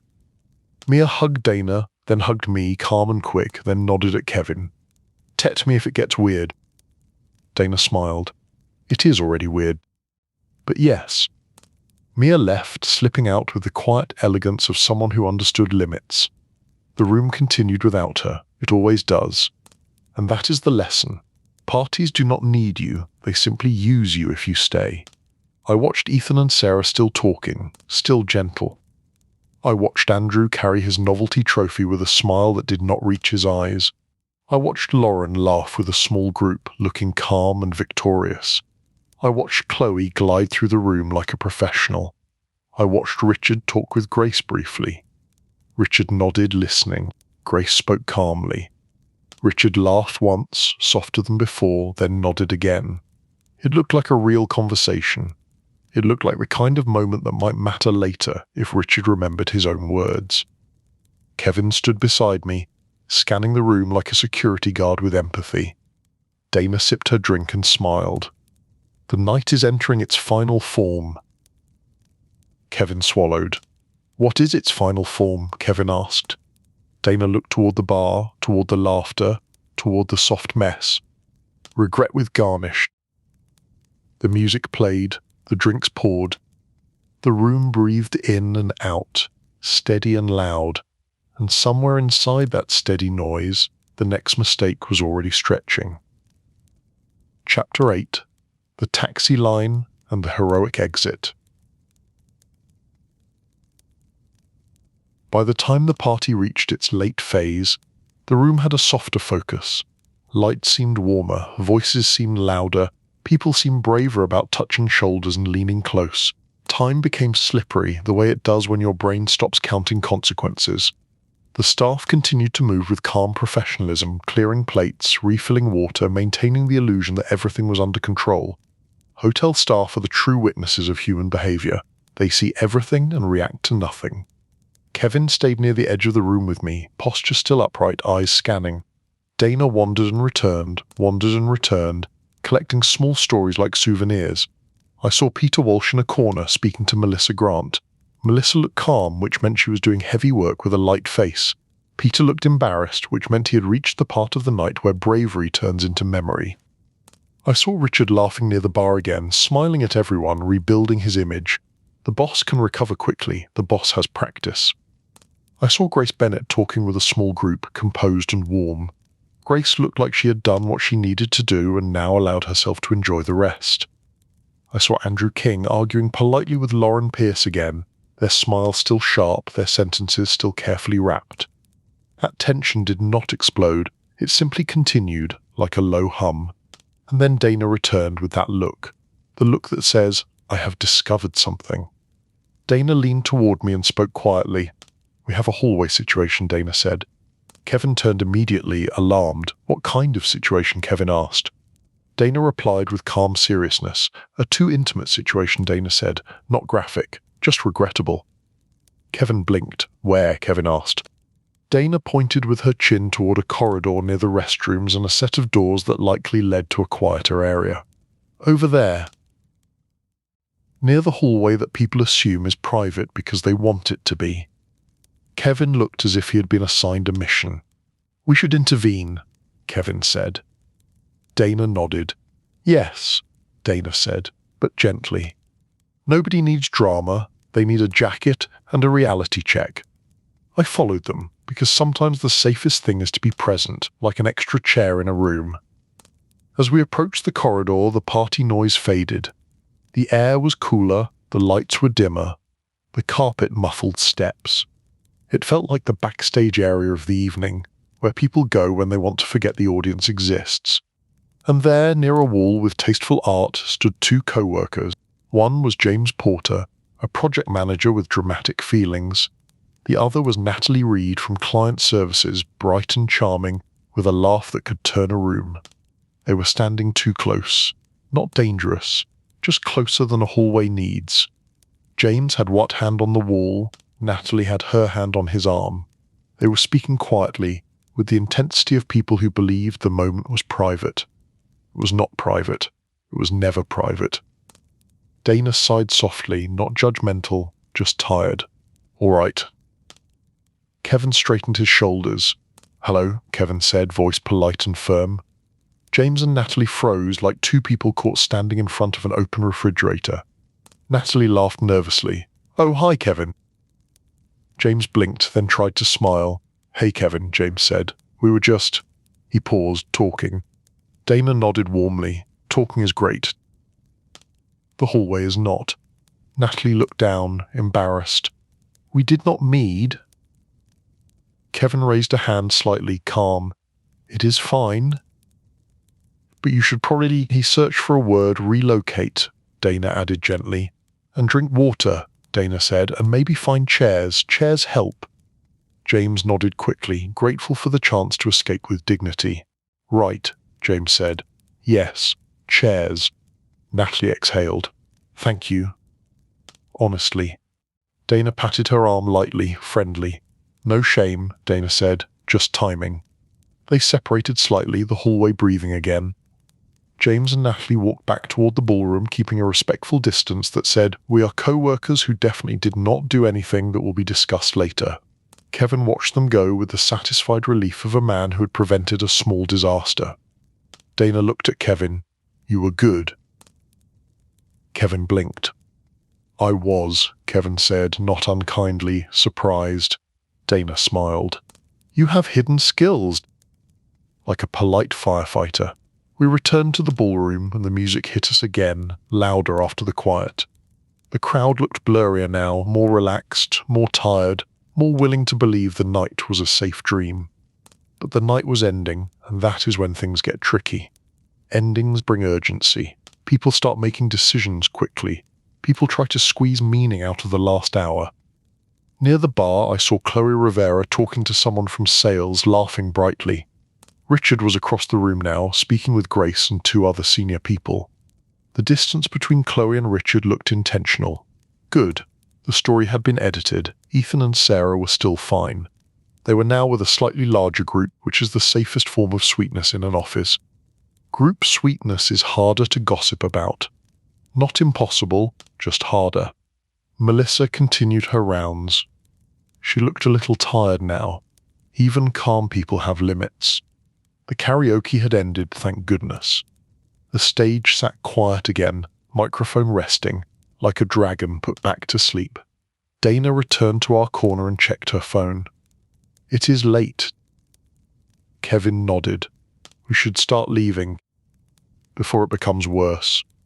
Dana looked at him kindly. "Kevin, it has already been worse. Now it becomes logistical." And right on cue, the room began to thin. People said goodbyes. People hugged a little too long. People promised they would totally grab coffee next week, which is how humans lie without meaning harm. A few groups left together, giggling, stepping into coats, stepping into cold air. Some people left alone the way you leave when you want to avoid conversation about what happened. I decided it was time. I do not enjoy the last stage of a party. The last stage is where energy becomes messy, and people start telling each other truths that should be delivered on a Tuesday afternoon with water nearby. Kevin agreed, eager to exit while dignity still existed. Dana hesitated. "I want to see the taxi line." "Taxi lines are where apologies are born." Kevin sighed. "Fine. But we leave in 5 minutes." Dana smiled. Kevin just invented a boundary. I am proud. We went to coat check. The coat check attendant handed us our coats with the same neutral face as before. He had likely seen everything, he had likely heard everything. He remained calm anyway, which is either professionalism or a superpower. As we pulled on coats, we heard laughter behind us and a louder voice, someone saying, "No, listen, I just need you to understand, that sentence never leads to peace." We stepped outside into the cold New York City night. The air was sharp and clean. The street was busy. The plaza entrance glowed behind us, warm and golden, like it had not hosted anything complicated at all. A line of people waited for taxis near the curb. The line was not chaotic yet, but it had a soft instability. Some people were too loud, some people were too quiet, some people tried to act normal while their eyes floated. Dana stood beside me watching. "Here it is." The end credits. Kevin scanned the line. "We should keep it orderly." Dana nodded solemnly. "Kevin is now running transportation," Dana said. In the taxi line I saw Mark Ellis and Olivia Hart. Mark looked cheerful and wobbly.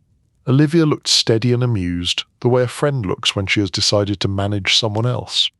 Mark was explaining something to Olivia with great seriousness. "I told them," Mark said. "I told them that the budget is a feeling." Olivia laughed. "Mark, budget is not a feeling, it is a fact." Mark shook his head. "No," Mark said. "Budget is a mood." Olivia patted his arm. "Okay," Olivia said. "Get in the taxi. Mood yourself into the back seat." Tyler Shaw stood nearby, quiet, holding his phone, waiting for his ride. Tyler looked like he had had exactly the right amount of fun. Tyler was rare. Peter Walsh stood with 2 colleagues, face pale, voice low. Peter looked like a man who had just remembered he had spoken into a microphone. His colleagues were speaking gently to him, like nurses in a calm room. Richard Hale was not outside yet. Bosses often leave through side doors or later when the line is thinner. Bosses prefer not to be part of the crowd. It reminds them they are part of the species. Melissa was outside though, speaking quietly with someone who looked too unsteady. Melissa had not left her role. Melissa would probably keep doing her role until she arrived home and stared at a wall in silence. Dana watched Melissa with deep respect. "Melissa deserves a holiday bonus." Kevin nodded. "Melissa deserves a medal." Then I saw James Porter and Natalie Reed emerge from the lobby. They stood separately, pretending they had not been in a hallway earlier. They were now doing the careful dance of polite distance. They talked to different people. They avoided eye contact. They looked like actors in the final scene of a play, trying to deliver lines while not stepping on props. Dana leaned toward me. "They're going to wake up tomorrow and remember nothing," Dana said. "Then they will remember everything." Kevin said nothing. Kevin was too busy scanning for other risks. A taxi pulled up, someone got in, the line moved, the city continued. Then the apology happened. Andrew King and Lauren Pierce came outside together, still smiling, still tense. They joined the taxi line near us, speaking in low voices. Their conflict had followed them out like a persistent smell. Andrew said something sharp but quiet. Lauren replied with calm precision. Andrew laughed once, not happy. Lauren smiled, not warm. Dana whispered. "They are still going," Dana whispered. Kevin whispered back. "They should stop," Kevin whispered. And then Andrew said it, slightly louder than he intended. "I am just tired of being treated like I am the problem." A couple of people nearby glanced over. Not staring, just noticing. Noticing is enough. Lauren inhaled. "Andrew," Lauren said, "you brought a trophy that says Best Micromanager to a party." Andrew stared at her. Lauren continued, voice calm, not cruel. "You are not the problem," Lauren said. "But you do create problems and then act surprised when people react." The words hung in the cold air. They were not shouted. They were simply spoken. "That can be worse." Andrew opened his mouth, then closed it. He looked suddenly tired, not defensive, just worn. Lauren softened her tone slightly. "I am not trying to ruin your night. I just want you to hear it." Andrew exhaled. "I hear it," Andrew said. "I do." His voice was quieter now.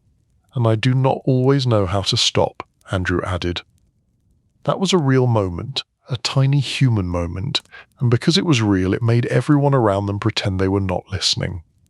Lauren nodded. "Okay," Lauren said, "that is a start." A taxi pulled up.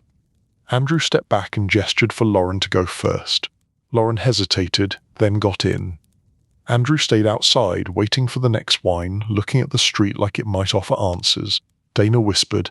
"That was almost healthy," Dana whispered. Kevin nodded, impressed. "That was surprisingly mature."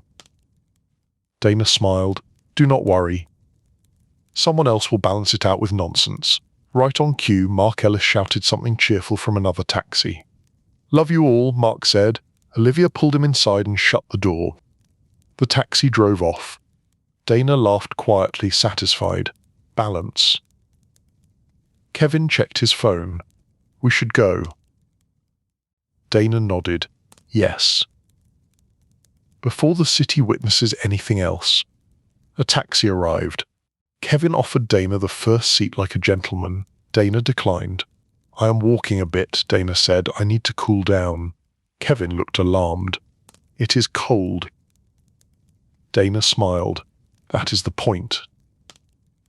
Kevin got into the taxi, still scanning through the window like a man leaving a scene he will later review in his mind. I stayed outside. Dana began walking south, toward brighter streets. The city was awake, lights reflecting on windows, cars rolling steadily. The air felt like a clean page. I walked with Dana for a block, then another, letting the noise behind us fade. The plaza glow disappeared. The party became a memory already rewriting itself. Dana looked up at the lights. "You know." "Most of it was fine." I nodded. "Most of it." Dana smiled. "And the parts that were not fine were at least interesting." That was the thing. Office parties are never purely good or bad. They are simply revealing. They show you people with fewer filters, which can be funny, and can be tender, and can be embarrassing, and can be a little sad. We reached an intersection where the light changed and people crossed quickly, bundled in coats, faces calm and busy. Far ahead, Times Square glowed like a bright idea nobody asked for. Dana stopped. "I'm going to head home." I nodded. "Good plan." Dana looked at me. "Are you okay?" Dana asked. I said yes, I was. I was tired, but calm. The night had been loud, but the city was quiet enough to smooth it. Dana smiled. "See you Monday." I nodded. "Yes," I said. "Monday." Dana walked away into the city, sequins fading into shadow. I continued alone for a few minutes, breathing cold air, letting my thoughts settle. Behind me, somewhere back at the hotel, people were still leaving, still hugging, still promising things they would not do. Somewhere, Melissa was still making sure nobody fell into a story too deep. Somewhere, Richard was still smiling, still think about Grace's words, still deciding what to remember. I walked toward the brighter streets and let the night fade into something softer. The party was over, the consequences were not.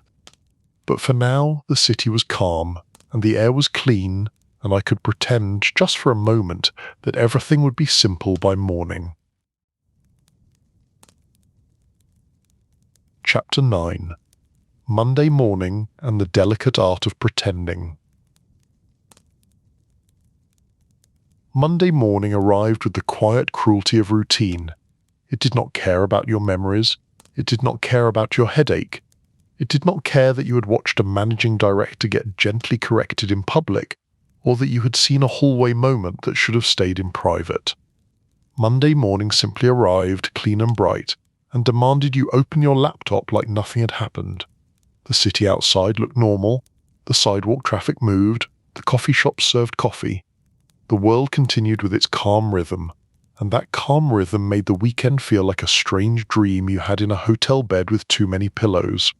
When I walked into the office, the air felt different. Not dramatic, just careful, like a room after a storm where nobody wants to mention the thunder. People arrived earlier than usual. That is always the first sign. Early arrival is not productivity. It is narrative control. It is people showing up before the story gets told, so they can place themselves in the story as responsibly as possible. Mia Park was already at her desk, looking fresh and calm, because Mia left early and slept like a person who respects her own limits. She had a mug of tea, and the steady eyes of someone who had already decided what to remember and what to release. Dana Price arrived a little later than Mia, but still earlier than most.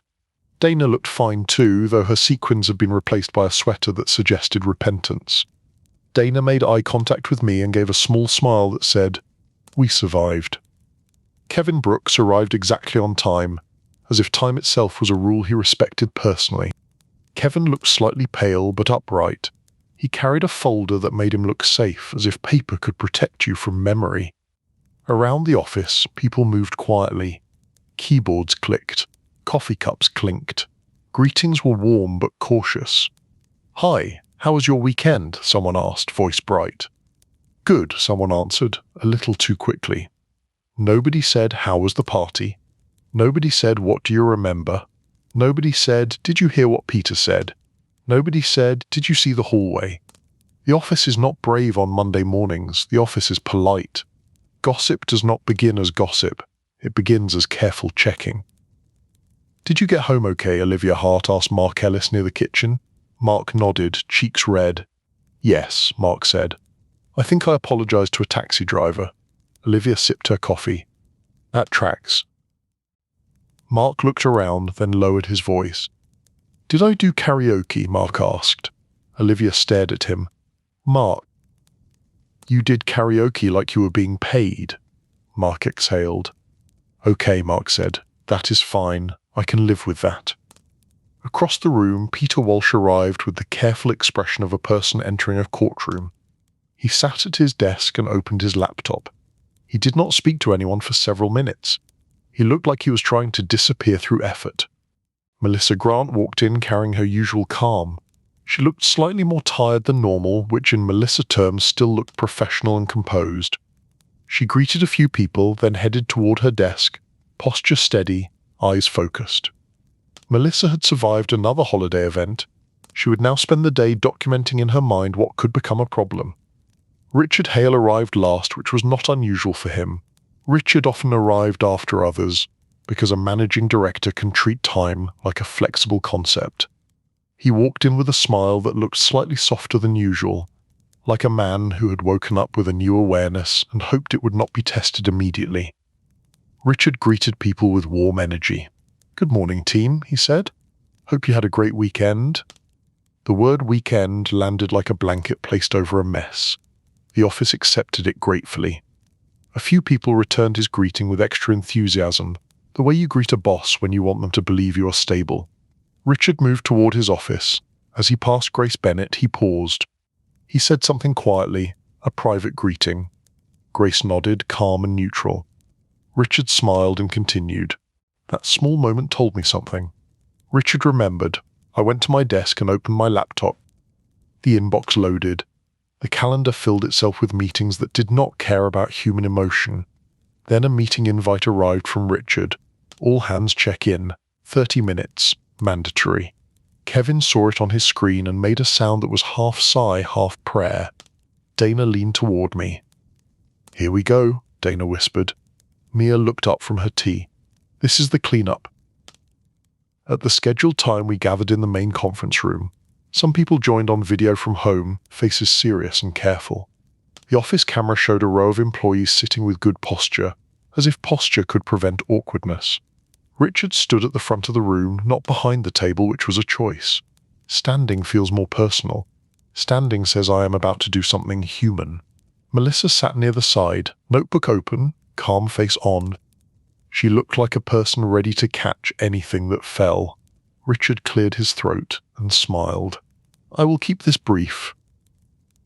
The room relaxed slightly. People love that sentence. Richard began with gratitude. He thanked everyone for coming to the party. He said it was great to see people connect. He said he appreciated the energy. Then he shifted gently. He said that company events were meant to be fun and inclusive and respectful. He said we should all remember that we represent ourselves and the organization even when the bar is open. He said those words with a smile, but the message was clear. Please do not make me have conversations. Richard continued. He said he was proud of the team. He said he cared about balance. He said he wanted people to speak up if they felt overwhelmed. A few people exchanged glances. The office is always suspicious when a boss mentions balance. It is not that they do not want it. It is that they have heard the word used like decoration before. Richard nodded slightly, as if hearing the skepticism in the room. He said he had been thinking about what Grace said at the party. He did not say it dramatically. He said it with calm sincerity. He said she was right. He said the team had been running hard. He said he wanted to improve how we plan timelines and protect recovery. He said this was not a promise of perfection, but it was a commitment to try. Grace sat calmly, face neutral. She did not look proud. She did not look smug. She looked like someone who had delivered a message and now allowed it to stand on its own. Richard then did the careful things. He addressed the risk without naming anyone. He said if anyone felt uncomfortable at the party or witnessed behavior that crossed a line, they should talk to Melissa or their manager. He said it in a calm way that did not accuse. It simply offered a path. Melissa nodded, quiet and professional. The room stayed silent. Nobody wanted to be the first person to admit anything happened. The office prefers to handle problems through indirect signals, not direct statements. Richard ended with the safest phrase. "Let us have a strong week, and let us take care of each other." People nodded, people murmured agreement. The meeting ended, the room exhaled. As we filed out, Kevin leaned toward me. "That was good," Kevin said quietly. Dana smiled. "Kevin approves," Dana whispered. Mia nodded. That was the best version of cleanup. The office returned to work. Emails, meetings, spreadsheets. The normal world. But under the normal world, the party continued in smaller forms. At the kitchen counter, Olivia Hart cornered Tyler Shaw. "Tyler," Olivia said, "did Mark sing that one song?" Tyler sipped coffee and nodded. "He did." Olivia smiled. "Okay, I can use that." Tyler raised an eyebrow.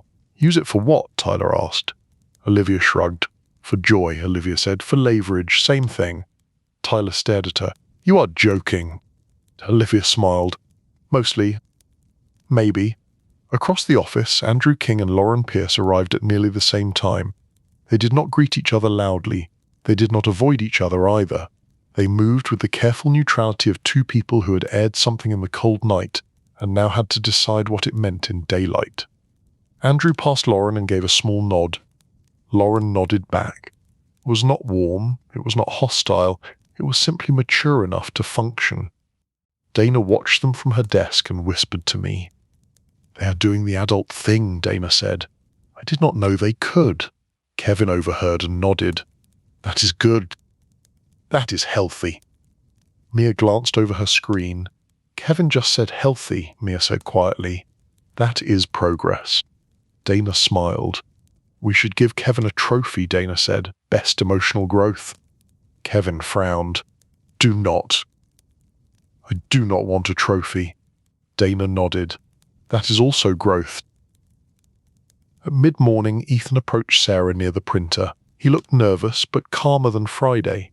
Sarah looked kind, holding a stack of papers like she was protecting herself from awkwardness. Ethan said something quietly. Sarah smiled, she nodded. Ethan exhaled. They walked away together for a moment, toward the kitchen, not alone, but not watched too closely. It looked normal, it looked safe. It looked like two people choosing carefulness. Chloe Rivera, meanwhile, moved through the office like a person who never regretted anything. She smiled at everyone. She greeted Richard with professional warmth. She spoke with Melissa briefly, smile polite. Chloe did not look ashamed. Chloe did not look worried. Chloe looked like someone who had already revised the story in her head and decided she was fine. Dana noticed Chloe and whispered, "She is untouchable." Kevin whispered back, "Nobody is untouchable." Dana smiled. "Kevin," Dana said, "you are cute." Kevin sighed deeply. "Please stop calling me cute." Dana nodded. "What did... adorable." Kevin stared at her. "Dana." Dana smiled sweetly. "I am practicing respect." At lunchtime, the group chat from Friday night came alive again, with one Mia created, Plaza Survival Guide. Messages appeared with the careful humor of people testing the waters. Mark posted a single line, "I am alive and apologizing to anyone I hugged." Olivia replied, "You hugged a plant." Tyler replied, "It was my desk plant." Mark replied, "Tell it I am sorry." Dana posted, "Hallway rumor control. If you are tempted to describe anything you did not see, do not." Someone posted a laughing response. Someone posted a thumbs up. No one posted details. The group chat was doing what group chats do, creating a shared agreement about what will be remembered and what will be buried. Then Mia posted, "Reminder, drink water today, be kind, do not talk about anyone like they are not a person." The chat went quiet for a moment after that because Mia can end nonsense with one sentence. Work continued, the day moved forward, the office settled into its normal pace. In the afternoon, I saw Peter Walsh walk toward Melissa's desk. He moved slowly, like a person approaching a dentist. Melissa looked up, calm. Peter spoke quietly. Melissa nodded. Peter nodded. It looked like an apology. It looked like a conversation about future behavior. Peter walked away looking relieved and also older by a small amount. Kevin watched and whispered. "That is good," Kevin said. Dana nodded. "Yes," Dana said, "that is the responsible ending." Mia looked up. "Sometimes," Mia said, "people learn." Near the end of the day, an email arrived from Richard to the whole company. The subject was simple, "Thank you." The email was short, which was meaningful. Richard thanked everyone for attending. He said he appreciated the energy and the work that made the year successful. He reminded everyone to rest and take care of themselves. He said he would be looking at resourcing and timeline planning in the new year. The email ended with a calm holiday wish and a reminder about the employee support resources, which was a subtle sign he knew the party might have left some people feeling strange. People read the email quietly. Some smiled, some rolled their eyes, some felt seen, some felt nervous. All of it existed at once because that is how offices work. When the day ended, the office felt calmer than it had in the morning. The sharpest edge had softened. The storm had passed. The cleanup had been done. Mia packed up and looked at me.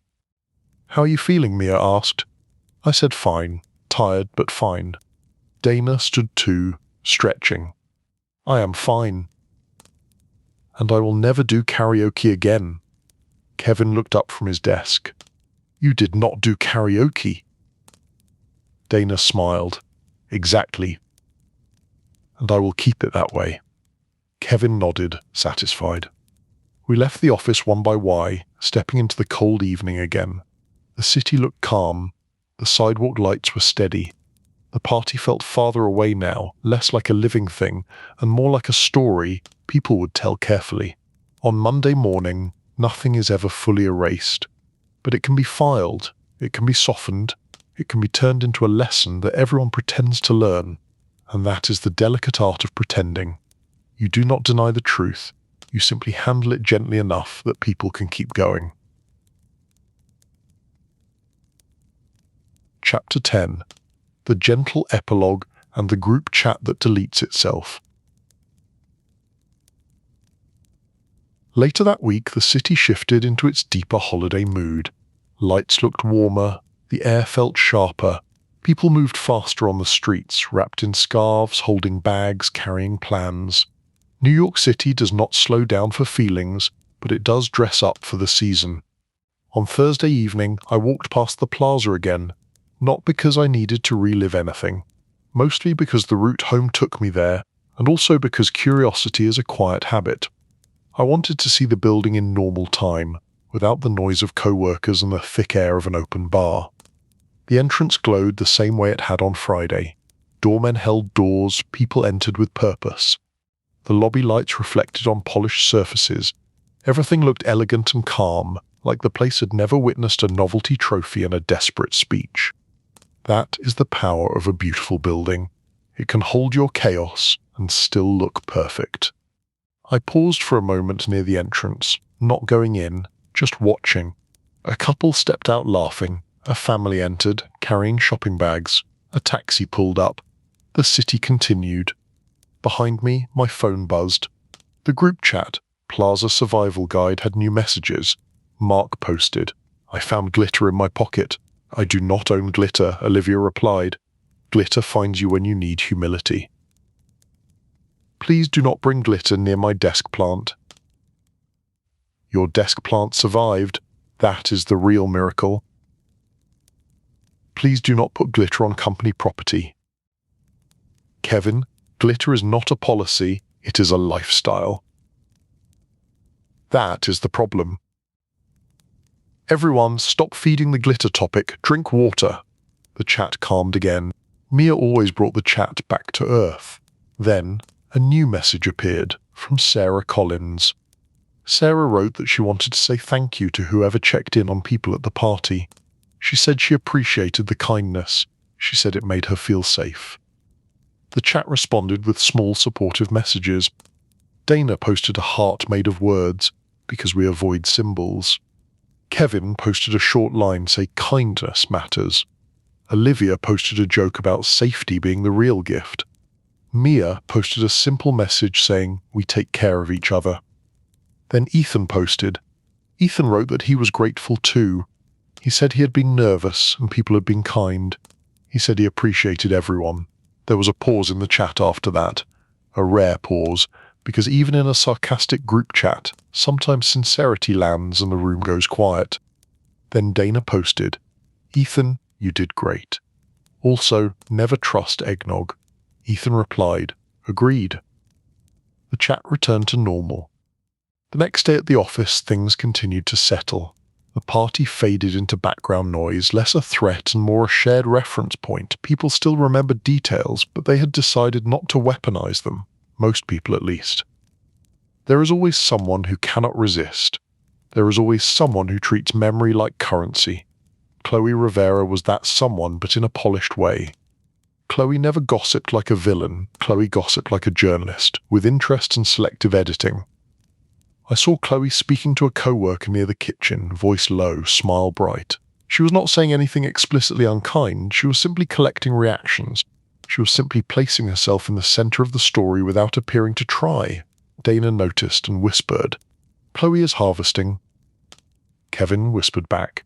"Harvesting what?" Kevin asked. Dana replied, "Information. Confidence. Future advantage.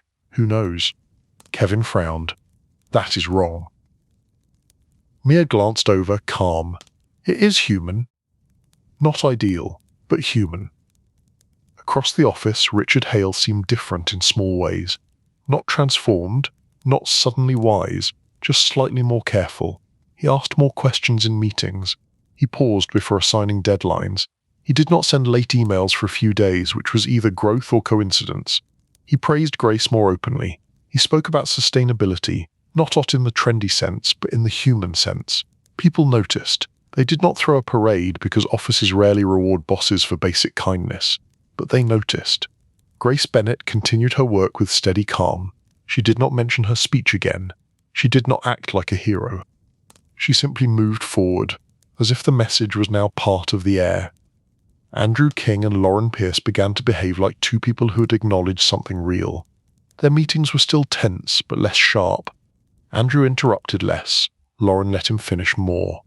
Neither of them became perfect, but they became slightly better, which is often the best you get in a workplace without a full renovation. Peter Walsh stayed quiet for a while. He still smiled, still did his work, but he kept his bravery under control. Peter had learned a simple lesson. A microphone is not a diary. Melissa Grant remained calm and professional, but there was a new firmness in her presence. Not anger, just clarity. Melissa had survived too many seasons of holiday chaos to be surprised. She simply adjusted policies and reminded managers to watch for stress. She did it in the gentle way that makes people comply without feeling scolded, and Ethan and Sarah kept doing the careful, sweet thing. They did not make it dramatic. They did not make it public. They had lunch with a group sometimes, they walked out together occasionally, but always with others nearby. They were friendly, they were kind. They did not create a story that could be twisted. One afternoon I saw them in the kitchen, standing near the coffee machine. Sarah laughed at something Ethan said. Ethan smiled. It was simple. It looked safe. Dana walked past and whispered, "I like them. I want them to stay normal." Kevin whispered back, "Normal is relative." Dana smiled. Kevin just became philosophical. Kevin frowned. "No, I am being realistic." As the week moved on, the group chat began to quiet. People posted less. The energy shifted from survival humor to normal life. That is how these chats work. They bloom, then fade, then return when the next shared event happens. Then, on Friday, Mia posted done final message. She wrote that she hoped everyone was doing okay. She wrote that if anyone felt weird, it was normal. She wrote that we should be kind to ourselves and each other. She wrote a simple line, "Let the story rest." Dana replied, "Mia is wise. Mia is also correct. I am letting it rest." Kevin replied, "Agreed, let it rest." Olivia replied, "Let it rest." Also Mark, "Please stop talking to plants." Mark replied, "The plant started it." Tyler replied, "My plant did not start anything." Then the chat went quiet again. That evening I walked home through the city, lights glowing, air cold, people rushing. I thought about the party the way you think about a dream you almost forgot. The details had softened, the emotions had settled. The story had moved from urgent to mild. Office parties are strange because they are both nothing and everything. They are what night. They are also a mirror. People see themselves, sometimes clearly, sometimes distorted, sometimes for the first time in months. Some people drink and become louder, some become softer, some become brave, some become messy, some become kind, some become careless. Most become a mix of all of it. The company calls it culture. Human resources calls it risk. The employees call it a story. The hotel staff calls it a Friday. I reached a corner where the streetlights made the sidewalk look gentle. The city noise softened. My breath made a small cloud in the air. I realized something simple. The office did what it always does. It survived its own holiday night. It made small repairs. It pretended to learn. It returned to work. And maybe, in quiet ways, it did learn a little. Richard heard a truth and did not punish it. Grace said something needed and did not become cruel. Peter learned to keep his honesty in his pocket. Andrew and Lauren found a small thread of maturity. Ethan and Sarah found a careful sweetness. Melissa carried the whole thing without demanding applause. Mia reminded people to be kind. Dana turned chaos into humor without turning people into targets. Kevin discovered that responsibility can be human, not procedural. It was not perfect, it was not a movie ending, it was simply human. A little awkward, a little funny, a little tender. And as the city kept moving, as the lights stayed warm, as the air stayed cold and clean, the story settled into a calm shape. A soft drama with light humor and gentle tension. A story that could be remembered without hurting anyone too much. A story that could finally be put down, like a coat at coat check, handed over with relief, and retrieved later only if you really needed it.